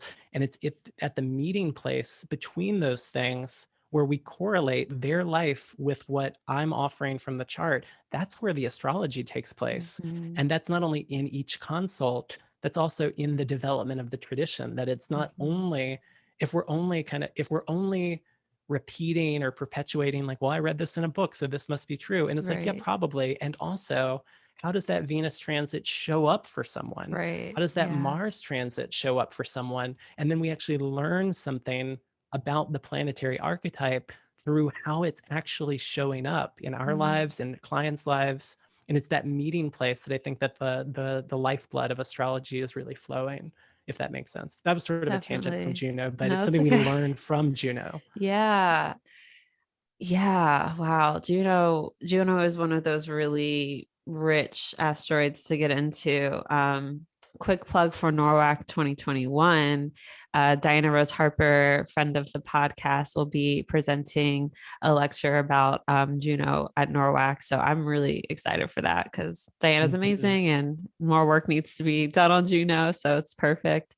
But yeah, it's not that I didn't know about, Juno's connection, especially in regards to like the feminist movement and prominent figures in there. I probably know that from Demetra, honestly. But yeah, I haven't personally worked with Juno outside of the context of relationships. So I'm really happy that you're bringing that up.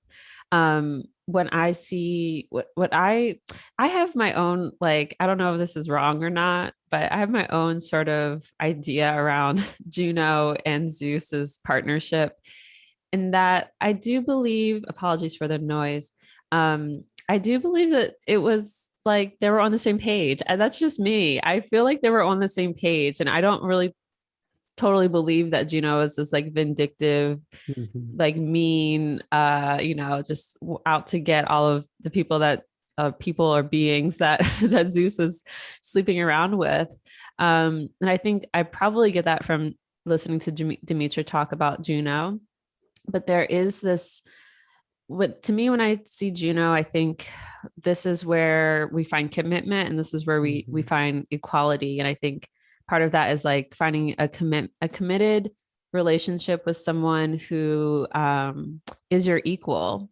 And that equal doesn't have to mean like, equality and equals. It doesn't mean like I make this much money and you make this much money, therefore we're equal, or, things like that. Or I come from this background and so do you. So it's not like that, but yeah, there's something about power and having, I guess, more like an equal balance of power and of influence within a relationship. And I think with Juno type people, which I would say like people with prominent Juno, like we've talked about before, on an angle, conjunct sextile or chart ruler, I see folks who are not willing to settle for less Mm-hmm. than equal when it comes to partnership, and maybe other things in life too. Particularly when I've seen Juno in the first house or on the ascendant, those are people that commit to themselves. It's like they like unlike me, being in a relationship is not, they're not going to be in a relationship just to be in a relationship. Like they will wait as long as they need to wait until they find that partner that feels like an equal to them. Mm-hmm. And until then, they date themselves, and they're committed to themselves. And that's something I've seen quite a bit with Juno type people, especially in the first house. Um, and yeah, I think that's kind of how I work with Juno for the most part. Is like where what type of commitments you're looking for. Mm. Um, and yeah, it's almost like it describes that it doesn't have to be just one person, obviously, but it describes that partner that can kind of like bring to you, like you have something to offer, they have something to offer, and it describes what that like that balance looks like, I think. Mm-hmm. Yeah. That makes total sense to me, and especially the example of Juno in the first house, describing that real commitment to oneself.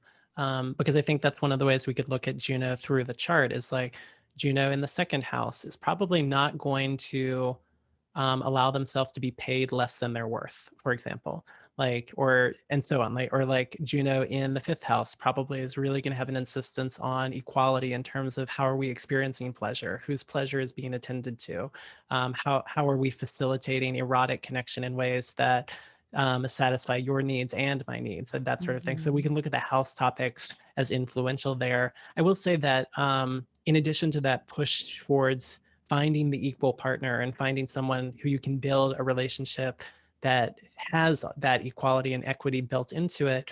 I have also worked with people who respond to the part of the story of the long suffering.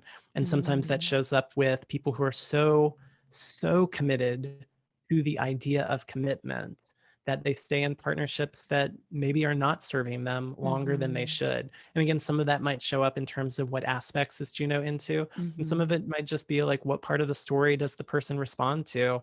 And I've definitely had multiple clients where Juno showing up prominently in their chart, especially in relation to the seventh house, can describe that feeling of like, I'm not actually getting my needs met, but I have to stay because commitment is more important than me having my needs met. And so that part of the story does show up for people. And I could imagine that showing up in other areas of life as well, like staying at the job that's not a good fit, but because it's like, it's my job to do this work and I'm committed to it no matter what. Like I could see Juno showing up that I've way as seen well. that. Yeah. Yeah, there's a cohort of folks, I believe, like maybe late 88 into 89, who have Juno on the South Node. Hmm. I dated one of them, so and I see Insider that. account. Yeah, I see that a lot. I mean, I've had a lot of clients with it too, and I just know a lot of people born around that time.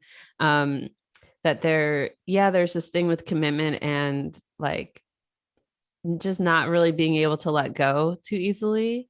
Mm-hmm. Um, yeah, and perhaps they're just being a like patterning around that staying in committed partnership or committed whatever. And that kind of being, yeah, not the most productive for that Mm-hmm. person, to be able to kind of keep getting trapped into those cycles of commitment. My ex, like we're still really close. We're really close still. But I'm always yelling at him because I'm like, you haven't been single since you were like in middle school because you're Mm-hmm. constantly entering into relationships. Um, and that I always looked at his Juno on the South Node for that. Um, yeah. Oh, and then I was also going to say there's a cohort of folks who have Juno on the North Node. Mm-hmm. I think maybe started in late 1990, but definitely through like the first couple months of 1991, there's that Juno in the North Node pretty prominent, and a lot of folks who have that. And of course, with that, it's then also conjunct Uranus and Neptune too. And that is something I've just seen a lot, and I'm like really, really excited to see, like, yeah, I don't know, just how that continues to plays out for folks who have that. The asteroid nodal connections are really interesting to me. I don't know. Do you work with that at all? Like asteroids on the nodes? No. I basically don't work with the nodes at all. It's not part of my practice. I find at best when I use them, I talk about them as places of increase or decrease. Yeah. But I sometimes I find with clients when that's the signification, they struggle to understand what that looks like over the course of a life. And like, I mean, like, and as Chris's recent episode on the nodes on the astrology podcast shows, like, the tradition's really inconsistent in terms of what the nodes even mean. And what I will say is, like, when people want to work with the nodes, I just refer to them to some really, really brilliant evolutionary astrologers. I do who too. do really exciting work with the nodes. And it's like, yeah, I don't do that. Yeah. I can do your zodiacal releasing. I can do, I mean, there's a lot of things I do. And I mean, I love this. And this is something that actually Jessica Lanyadoo has talked about a lot, of just being really, and Kelly talks about it too, really transparent about, like, these are the things I do, and I don't do that. And no astrologer does all the things. Yeah. And so I don't prioritize the nodes unless we're talking about eclipses. And then that's really how the nodes come into my practice, is looking at eclipses in terms of they're the eclipse points primarily. Right. And then we can sift through the tradition and think, like, they've also been discussed, especially in the medieval tradition, of these places of increase and decrease. There's this importation of the Vedic tradition, the Indian tradition, of the head of the dragon and the tail of the dragon. But even that seems to have come from the Arabic tradition into the Indian tradition. So it's like, this is what I mean, why I don't use the nodes. Yeah, understandable. Like, inconsistent. Totally understand. Sun in the ninth house. I need like a little more specificity for especially that. in Capricorn. Yeah. Yeah. Cool. Okay. Yeah. So I'm looking forward to Diana's talk on Juno and just more conversations around this. Cause yeah, I personally am just like, I think Juno was down with Zeus doing whatever the hell he wanted to do. Like, I feel like and again, there's no, like, I don't know where I get this from, but I just have this like understanding, at least, that there is this mutual understanding between them. And it's almost like, Zeus was poly, like Zeus like did all what he wanted to do, and he can't be contained in that way. And I feel like there must have been an understanding of that from Juno. She gets power from the, not that she didn't have plenty of power in her own right, of course, but she gets something from the marriage and he gets something from it. And I personally like to like reimagine Juno in that way of just being like, it's like, yeah, do what you got to do. Just, keep your shit together. So when we have to appear together in person, we're good. But that's just me. I like to imagine Juno as more, less just angry and vindictive about shit, because I don't know. That's just I love me. the reimagining of them as like this powerful couple with an arrangement. Like that's a beautiful, I mean, and then just say like, and then just this acknowledge, like, that's a retelling, that's a rereading. And like, as I said earlier, we need rereading. So like, what happens, that's really what I'm interested in. As I said earlier, what does it do?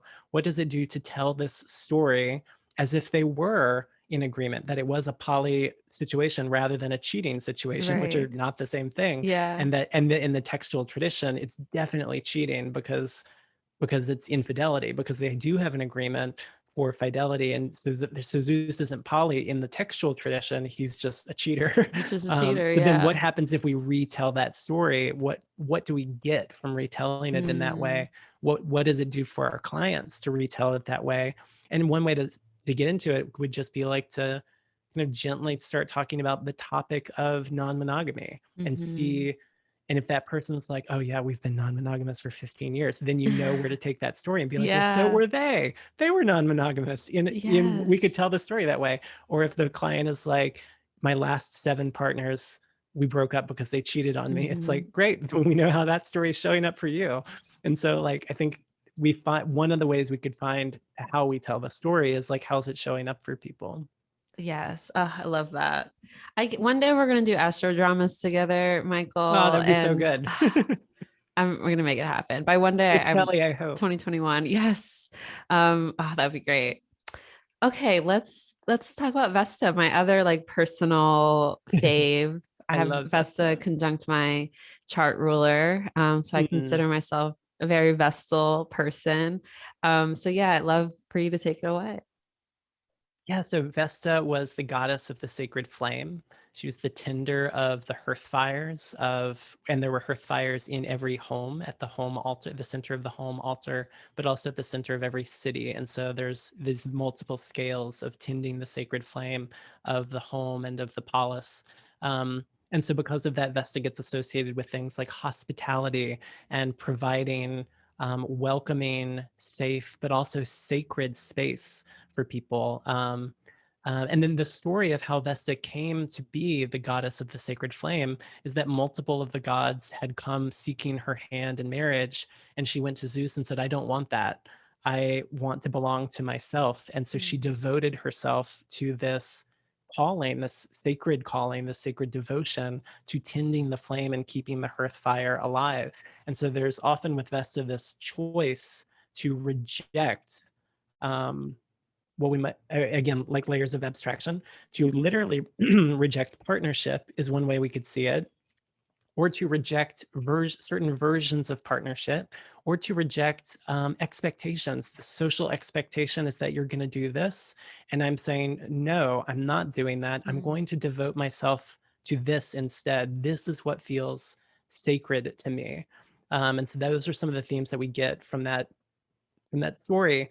In the Orphic hymn to, it's actually to Hestia, but to Hestia, which is the Greek name for Vesta, or the Greek goddess that was syncretized with the Roman goddess Vesta. She's praised as the goddess of all ritual. And so all ritual practices are overseen by Vesta from that view. And then she also has this correlation that Demetra writes about quite a lot with the Roman Vestal virgins, which were these, what we might understand today as kind of sacred sex workers within the temple context, who belonged to no one except for themselves, but who had ritual sexual practices with people as acts of healing and purification. So people would come back from war and would have sexual relations with the Vestal virgins as a way of cleansing themselves from the blood crimes to be then reintegrated back into society. And so there can be an association with a kind of sacred sexuality or sacred sex work with Vesta. And that can show up in different ways. Sometimes because we have the story of the rejection of the marriage, but also the lineage of the Vestal virgin. Demetra writes about this. I've seen it show up in this way, in these variety of ways for people. Sometimes these are people who are people who have Vesta prominently placed, especially if it's conjunct the ascendant or the ruler of the ascendant, are people who either are celibate by choice or by circumstance, or who have very little sexual practice with other people, but maybe have a deep and sacred sexual practice with themselves. Or it can also be people who have a really robust, rich, vibrant sexual life with other people, but who are unattached to any of them. That attachment is not the primary function of sex and sexuality, or the erotic in those people's lives, that the erotic and sex and sexuality provide some other function, such as healing or purification or tending to oneself through the act of sex. That I become more of myself, or I become more well through this practice in ways that are not about committing to you or being attached to you in some way. So we get some of those themes from the Vestal Virgin lineage association with the Roman goddess. Super relate to to that so much. I mean, like, yeah, there's the piece, and you didn't say this exactly, but the way I kind of look at it is Vesta has a lot to do with sacred containers. and those containers can be spaces, sacred space, sacred containers can be like literal physical spaces. Or we're talking about like, the home and the hearth and, curating these spaces. And then that space can be the actual physical body as well. And how regardless healing occurs in these spaces, in these containers. And their sort of vessel people create these spaces for healing to occur. And yeah, the devotional aspect of Vesta, I think, is huge. Commitment with that, I guess, too, but really it's like a devotion, because it's more than just like I committed to this thing. It's like I'm giving myself to, like, I'm devoted to, it's, yeah, there's so much to that.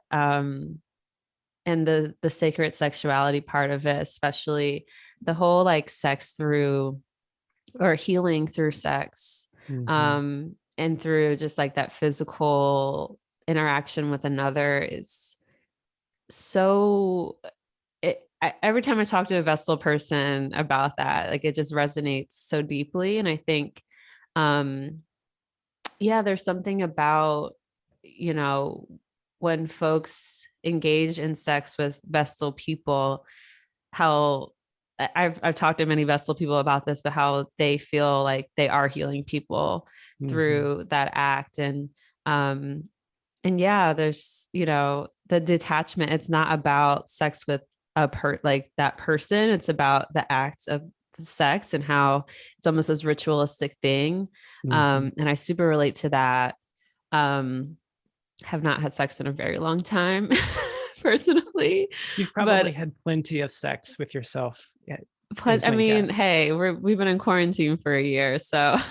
And, because this is not the focus of this episode, but I did write a dissertation for my doctorate on ecosexuality and the reality that every human body is already an entire ecosystem. So you've actually never had sex alone in your entire life, that every time you've had pleasure or sexual experiences with yourself, you are already in an entire ecosystem of lives that are not human within the space of your body. And not to mention the fact that you're never not in relationship with the earth and the sun and the stars and the moon. So even what we might think of as like solitary sexual practices or masturbation or sex with yourself is always sex with many. And I think that there's something profoundly healing about adopting that view of like that our not only our sexual pleasure, but our sexual partnership, being able to partner with others, doesn't actually depend on finding another human person who swiped right to hook up with. Like we're making love with worlds all the time, and sometimes we invite other human people to be part of that, but it never depends on them in order to have that kind of connection. I love that. What that's worth. Yeah. I love that. It's worth a lot. Yeah, I've always, here I'm talking about my sex life on my podcast. It's but 5 o'clock somewhere. I've always found that I personally, there's something about, I don't know, maybe it's not just me that feels this way, or like a vessel thing, but yeah, the act of sex is so healing. Like there's just something so, I don't know, especially when I was younger and I was having more sex. I remember just feeling so like, craving it in this way of like, not to get off, not even about like, again, a particular person, but it's this almost this act of like restoration that like I needed. And I remember, I don't know, it's almost like, needing to like work out, or needing to take a shroom trip even, it's like you find those times where you're like, I need this to like feel cleansed and sort of like renewed. And I feel like sex, I see sex that way in a lot of ways. But then you also get to that like withstanding for a long time, or engaging a whole lot, that I find, yeah, that makes a lot of sense to me in regards to Vesta and the Vestal versions. Yeah, I think that's my favorite part about Vesta is just that, like, when we're talking about the Vestal versions, there's, and even Vesta the goddess, that like a person unto themselves. Mm-hmm. Um and and that's really what version meant back in the day. Had nothing to Mm-hmm. do with, who penetrated you or not. It was just about, like, do you belong to someone else or not? Mm-hmm. And how with Vesta, that part of like with Vesta, it's like, no, you just belong to yourself. And Yeah. yeah, I love that about being a Vestal person. I love all of those things, and I love the coming to some consciousness around what are the things that sex gives us? What are the things that sexual pleasure gives us in terms of healing, in terms of release, in terms of all the things that sex can be for, or all the things that sex can do? And I think, like, I mean, especially like in my early 20s, really throughout my 20s, after I'd gone through the ongoing process of coming out of closets that society had put me in. Mm-hmm. I think that, and also just dealing with, various degrees of trauma of being raised in an extremely conservative Christian environment, sex was really, especially through that period of life, but probably still now in various ways, was ways in which I put myself back together, in which I Mm-hmm. affirmed that, like, this, who I've been told I cannot be, is who I am. And I get to be this. And I get to not only get to be this person, but I get to feel good, and I get to feel connected. I get to um, feel more of myself come alive, become awakened, in this erotic encounter, whether that's with myself or with other people, but especially with other people, because, I think, I can't remember who said this, but the things that are harmed in relationship have to be healed in relationship.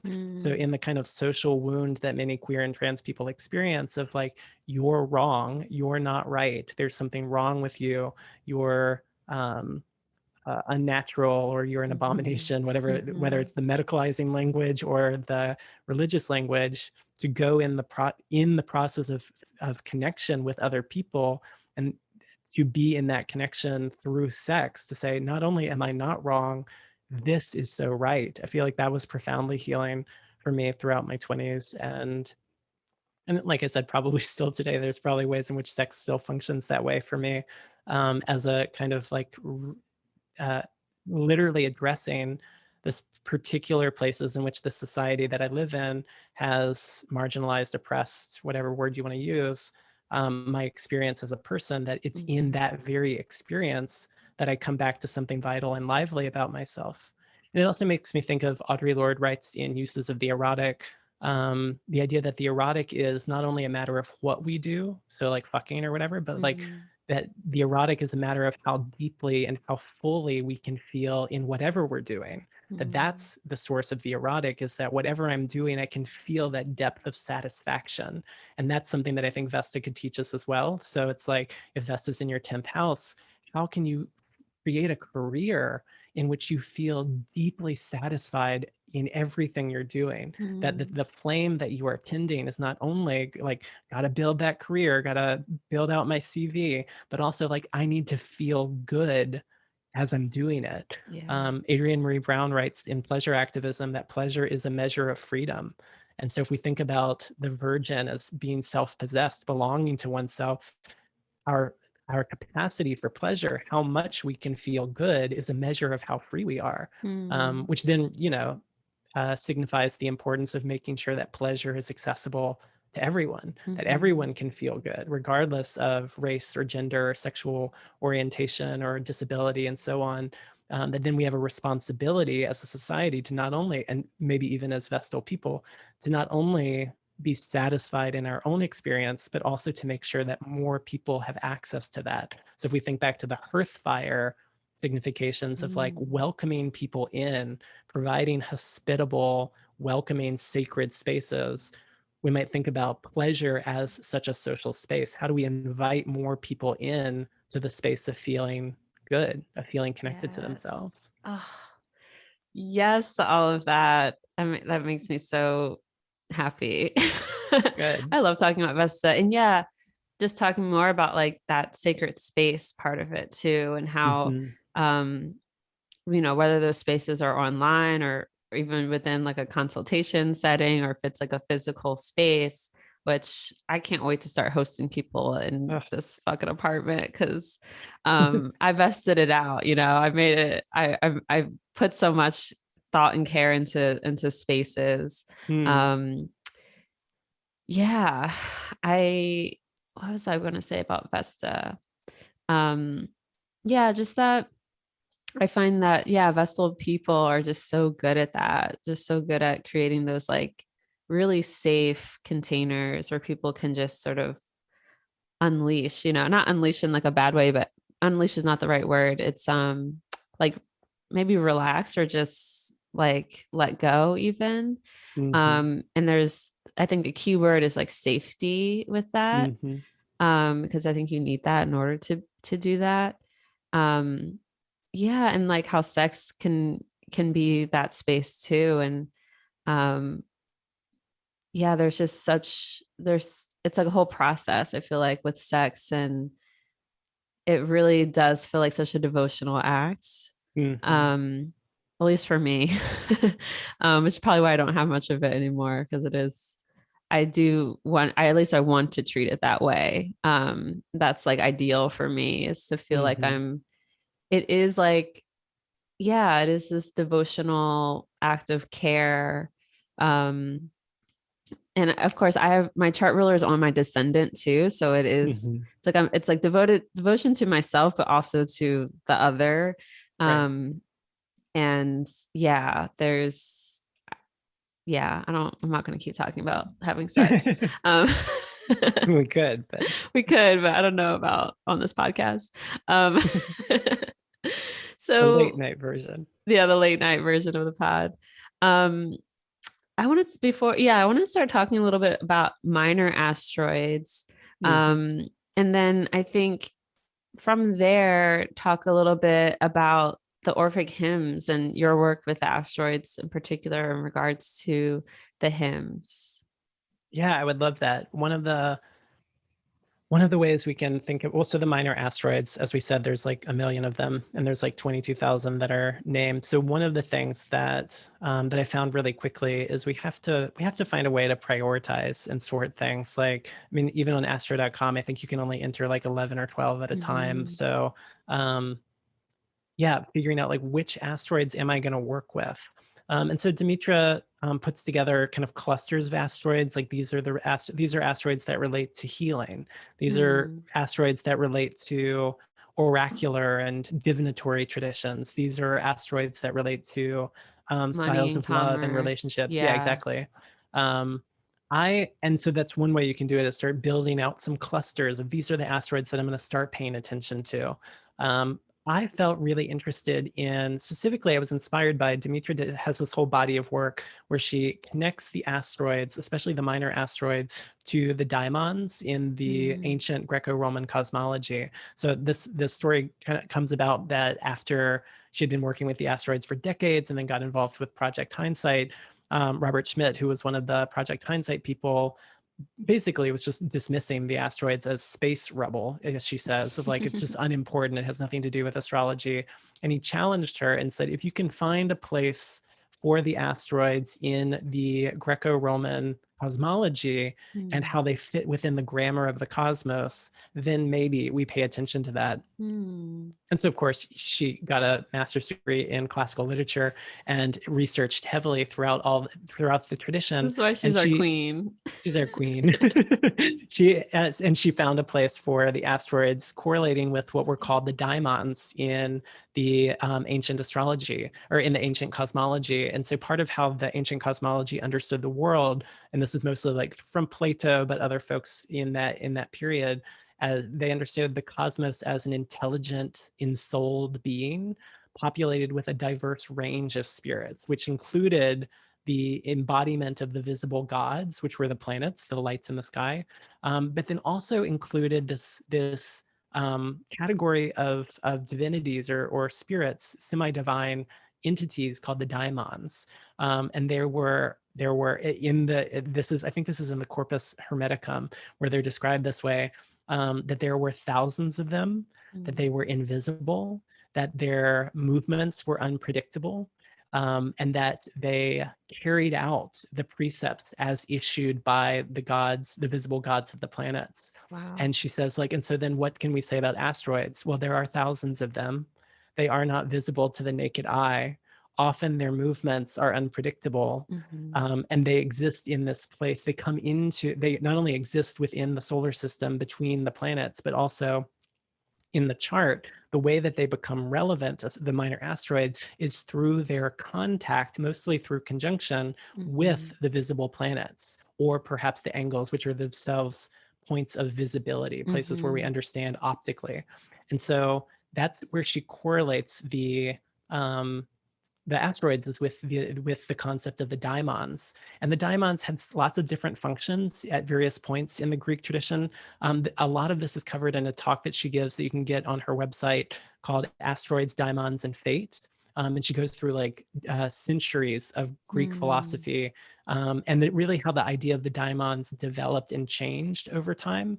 At some points, they were conceived of as guardian spirits, accompanying people through their deaths and into life. At various points, they were understood as the highest part of the rational soul, that they were our connection to the divine, what we might understand in modern language as a kind of spirit guide, something like that. Winged spirits. The best way to like kind of imagine what this is and like kind of modern, more modern cosmology is like the angel and the devil on your shoulder.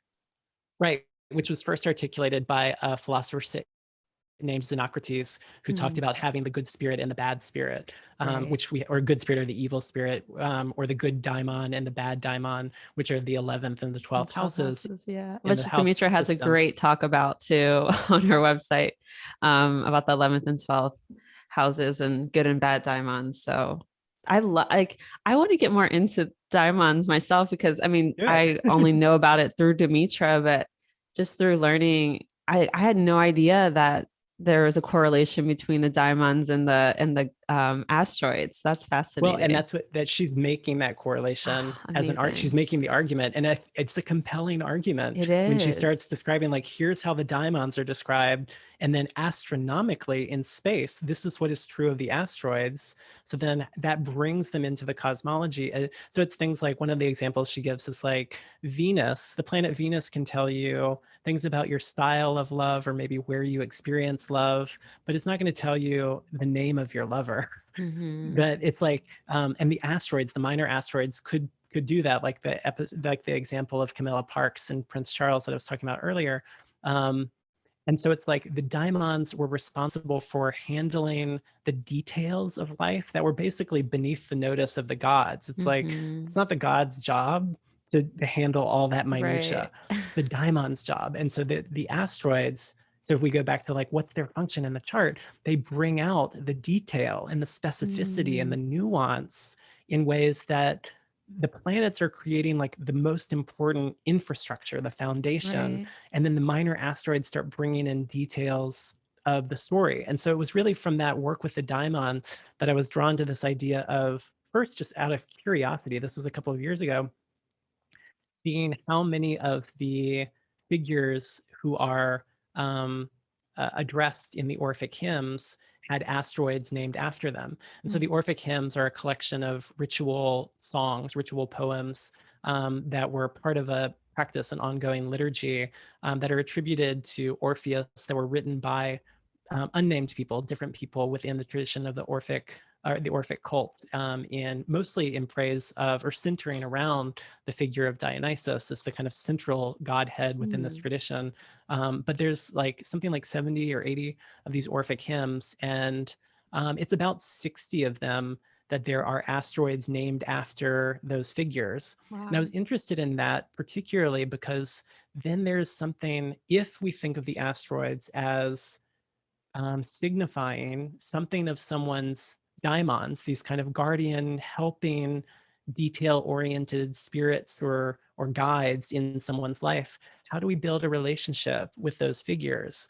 And the Orphic hymns are kind of existing technology for building those kinds of relationships. So for example, if you have a particular asteroid conjunct your ascendant, or the ruler of your ascendant, or your luminary, what if you offer the Orphic hymn to that deity, whether you think of that person, that deity as a god, goddess out in the world, or if you think of that as an archetypal quality in the world, or a part of yourself, or simply an idea that you want to be in relationship with.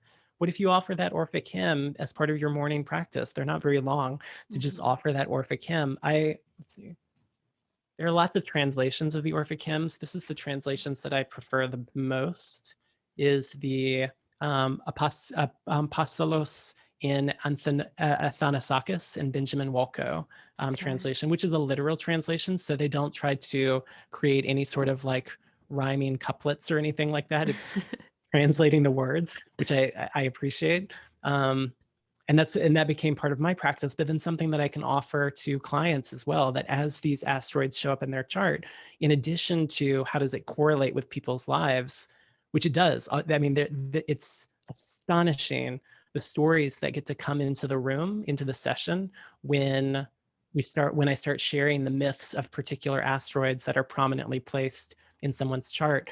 Really, one of the primary functions, in addition to bringing in detail and nuance, and is like, how does it do that? How do we bring more detail and specificity and nuance into a consultation? And it often takes the form of me sharing the myths. It's like, okay, you have something like one of the first asteroids, or one of the first Orphic hymn is the Orphic hymn to Hecate. And so Hecate is the goddess of magic and witchcraft and the night and the moon, but also the dead and necromancy. And so I start often by sharing those keywords.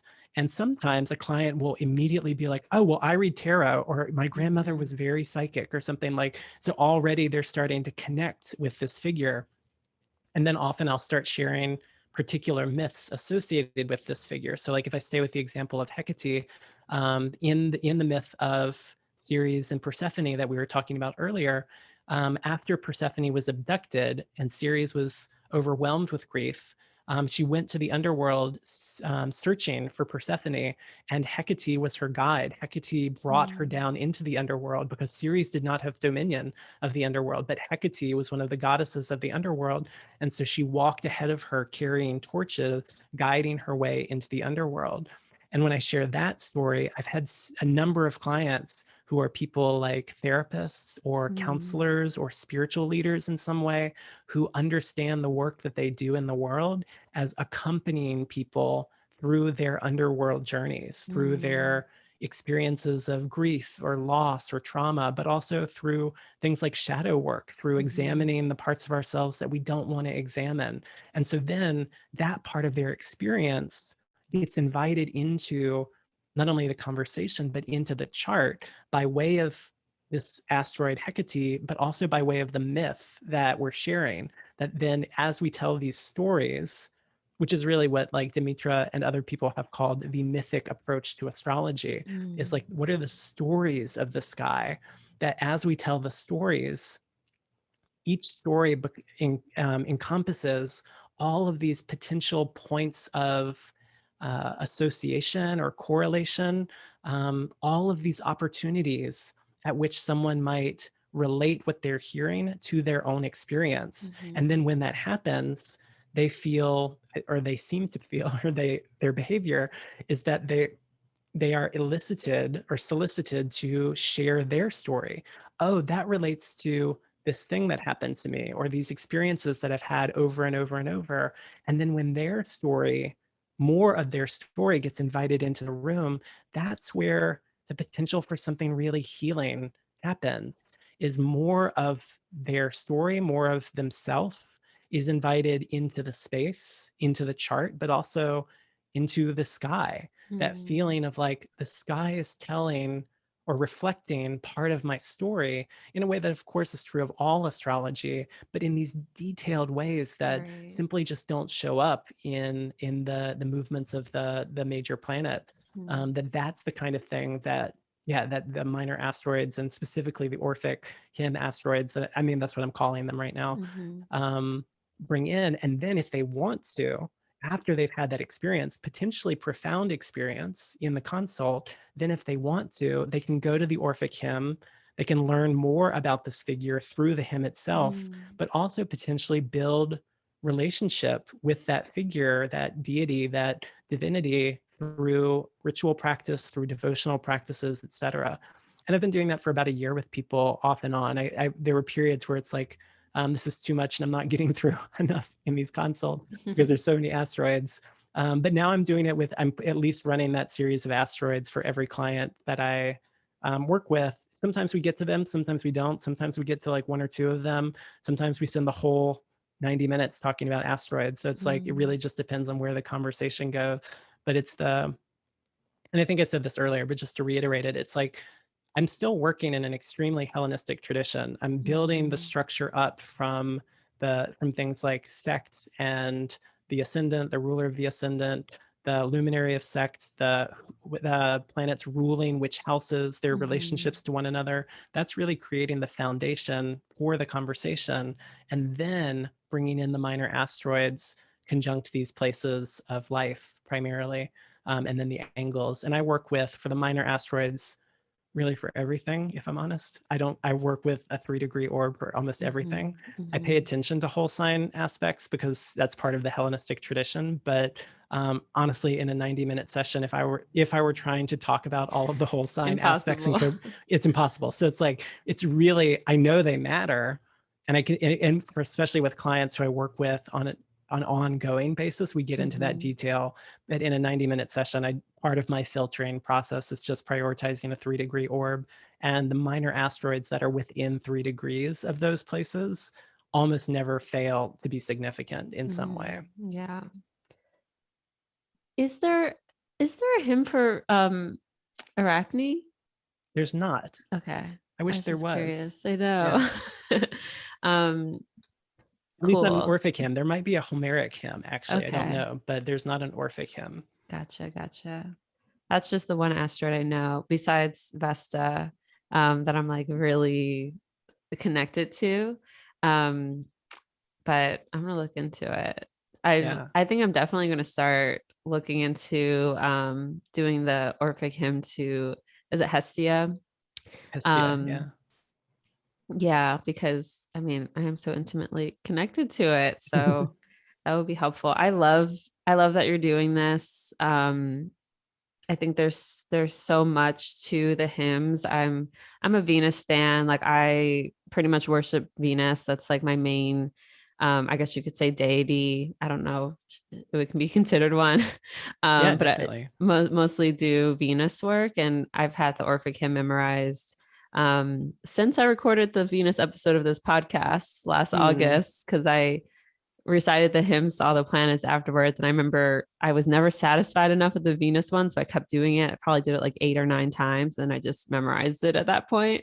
I love that. But yeah, I use the ones on renaissanceastrology.com. I personally like need the rhyming parts to it. I love it.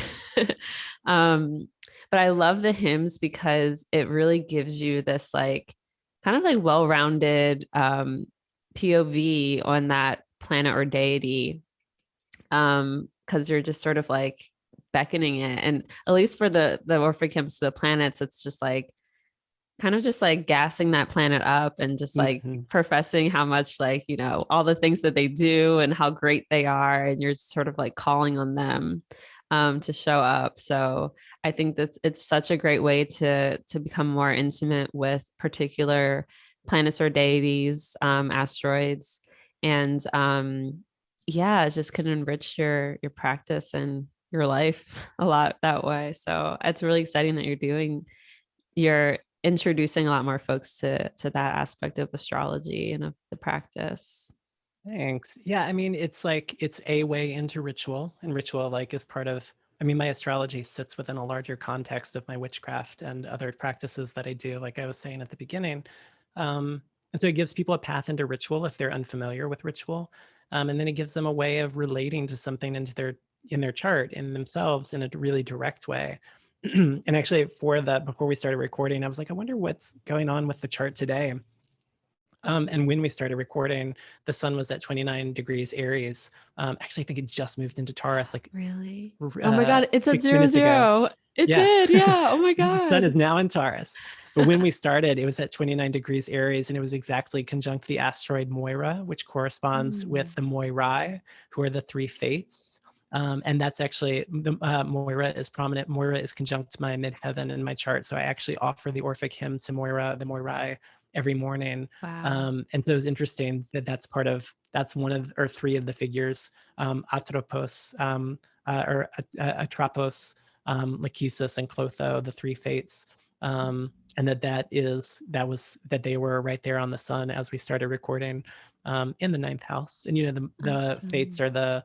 are they see and know all things for all time. That's their role, is they portion out and they distribute people's life, and they weave it into the tapestry of life, and then they cut it at the end.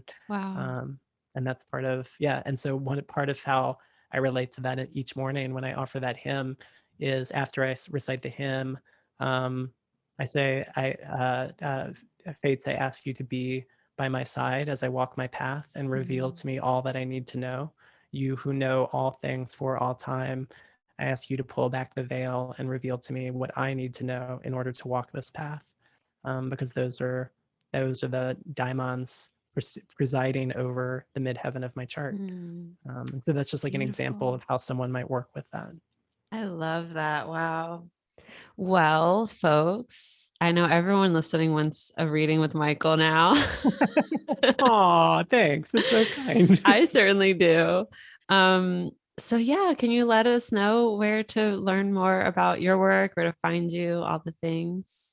Yeah, certainly. So my website is actually the best place to just learn more about my practice, to get on my mailing list, to see what I have coming up, which is michaeljmorris.co. You can also follow me on Instagram, at Co Witchcraft Offerings, all one word, and then on Twitter at Morris Michael J. And I'm actually currently booked up for consults through the end of June. And so the best place at this point, I actually haven't posted on social media. My books are open since last summer.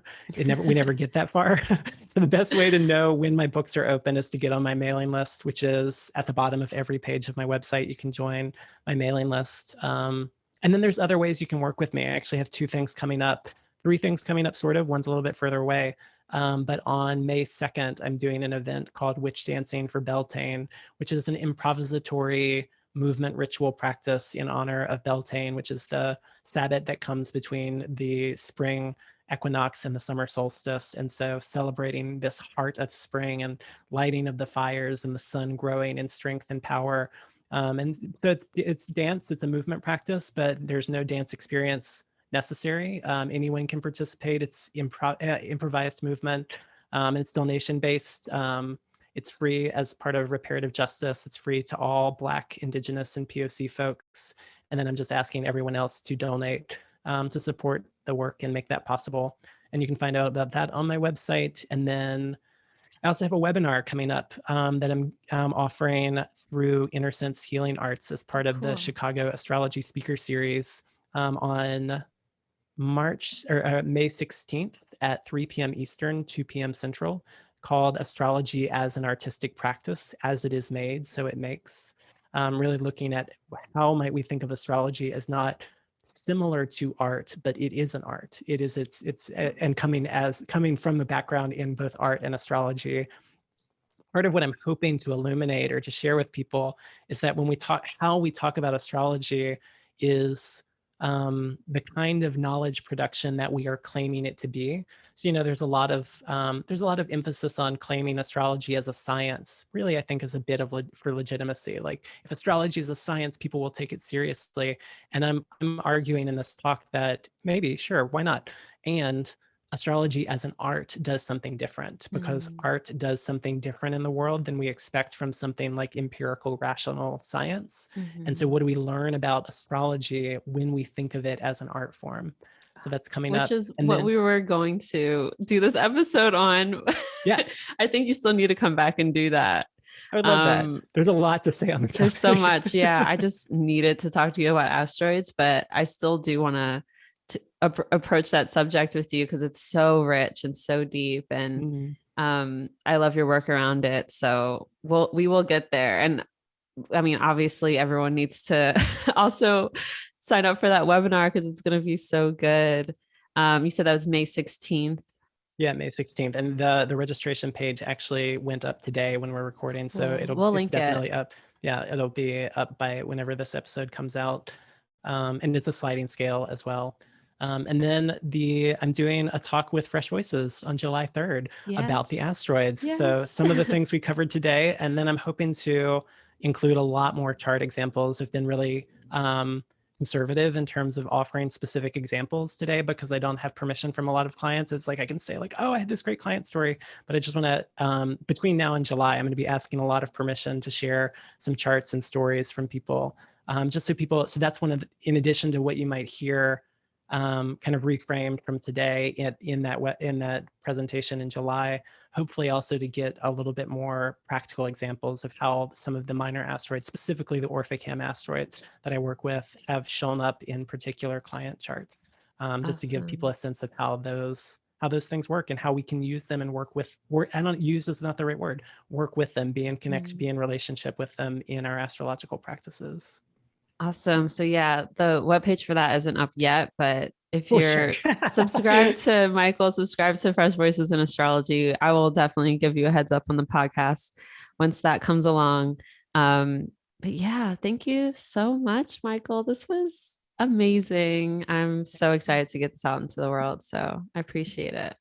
I appreciate you. I love this podcast so much. I feel like you're doing such important work facilitating really meaningful conversations that span a whole range of experiences. Like you've had people, Hellenistic astrologers, traditional astrologers, evolutionary astrologers, people working specifically around queer astrology. Like you're bridging so many different practices here, and especially the series on the houses that you just finished up, really looking at traditional significations, but then that thing that we were talking about today. So then how might we understand that today in terms of like the 12th house and mental health, or the 6th house and labor organizing and things like that, like really extrapolating out from people's from a diverse set of practices. So I'm so grateful for the conversations that you're putting together through this podcast and through Fresh Voices and all the things that you do in the world. And I'm just really honored and grateful to be part of it and to be here with you and connecting with you on a moon day. And yeah, just feeling really grateful. Thank you so, so, so much. That means so much. Well, again, we could talk for forever. So let's close this down. Thank you, Michael. Thank you, Kirah.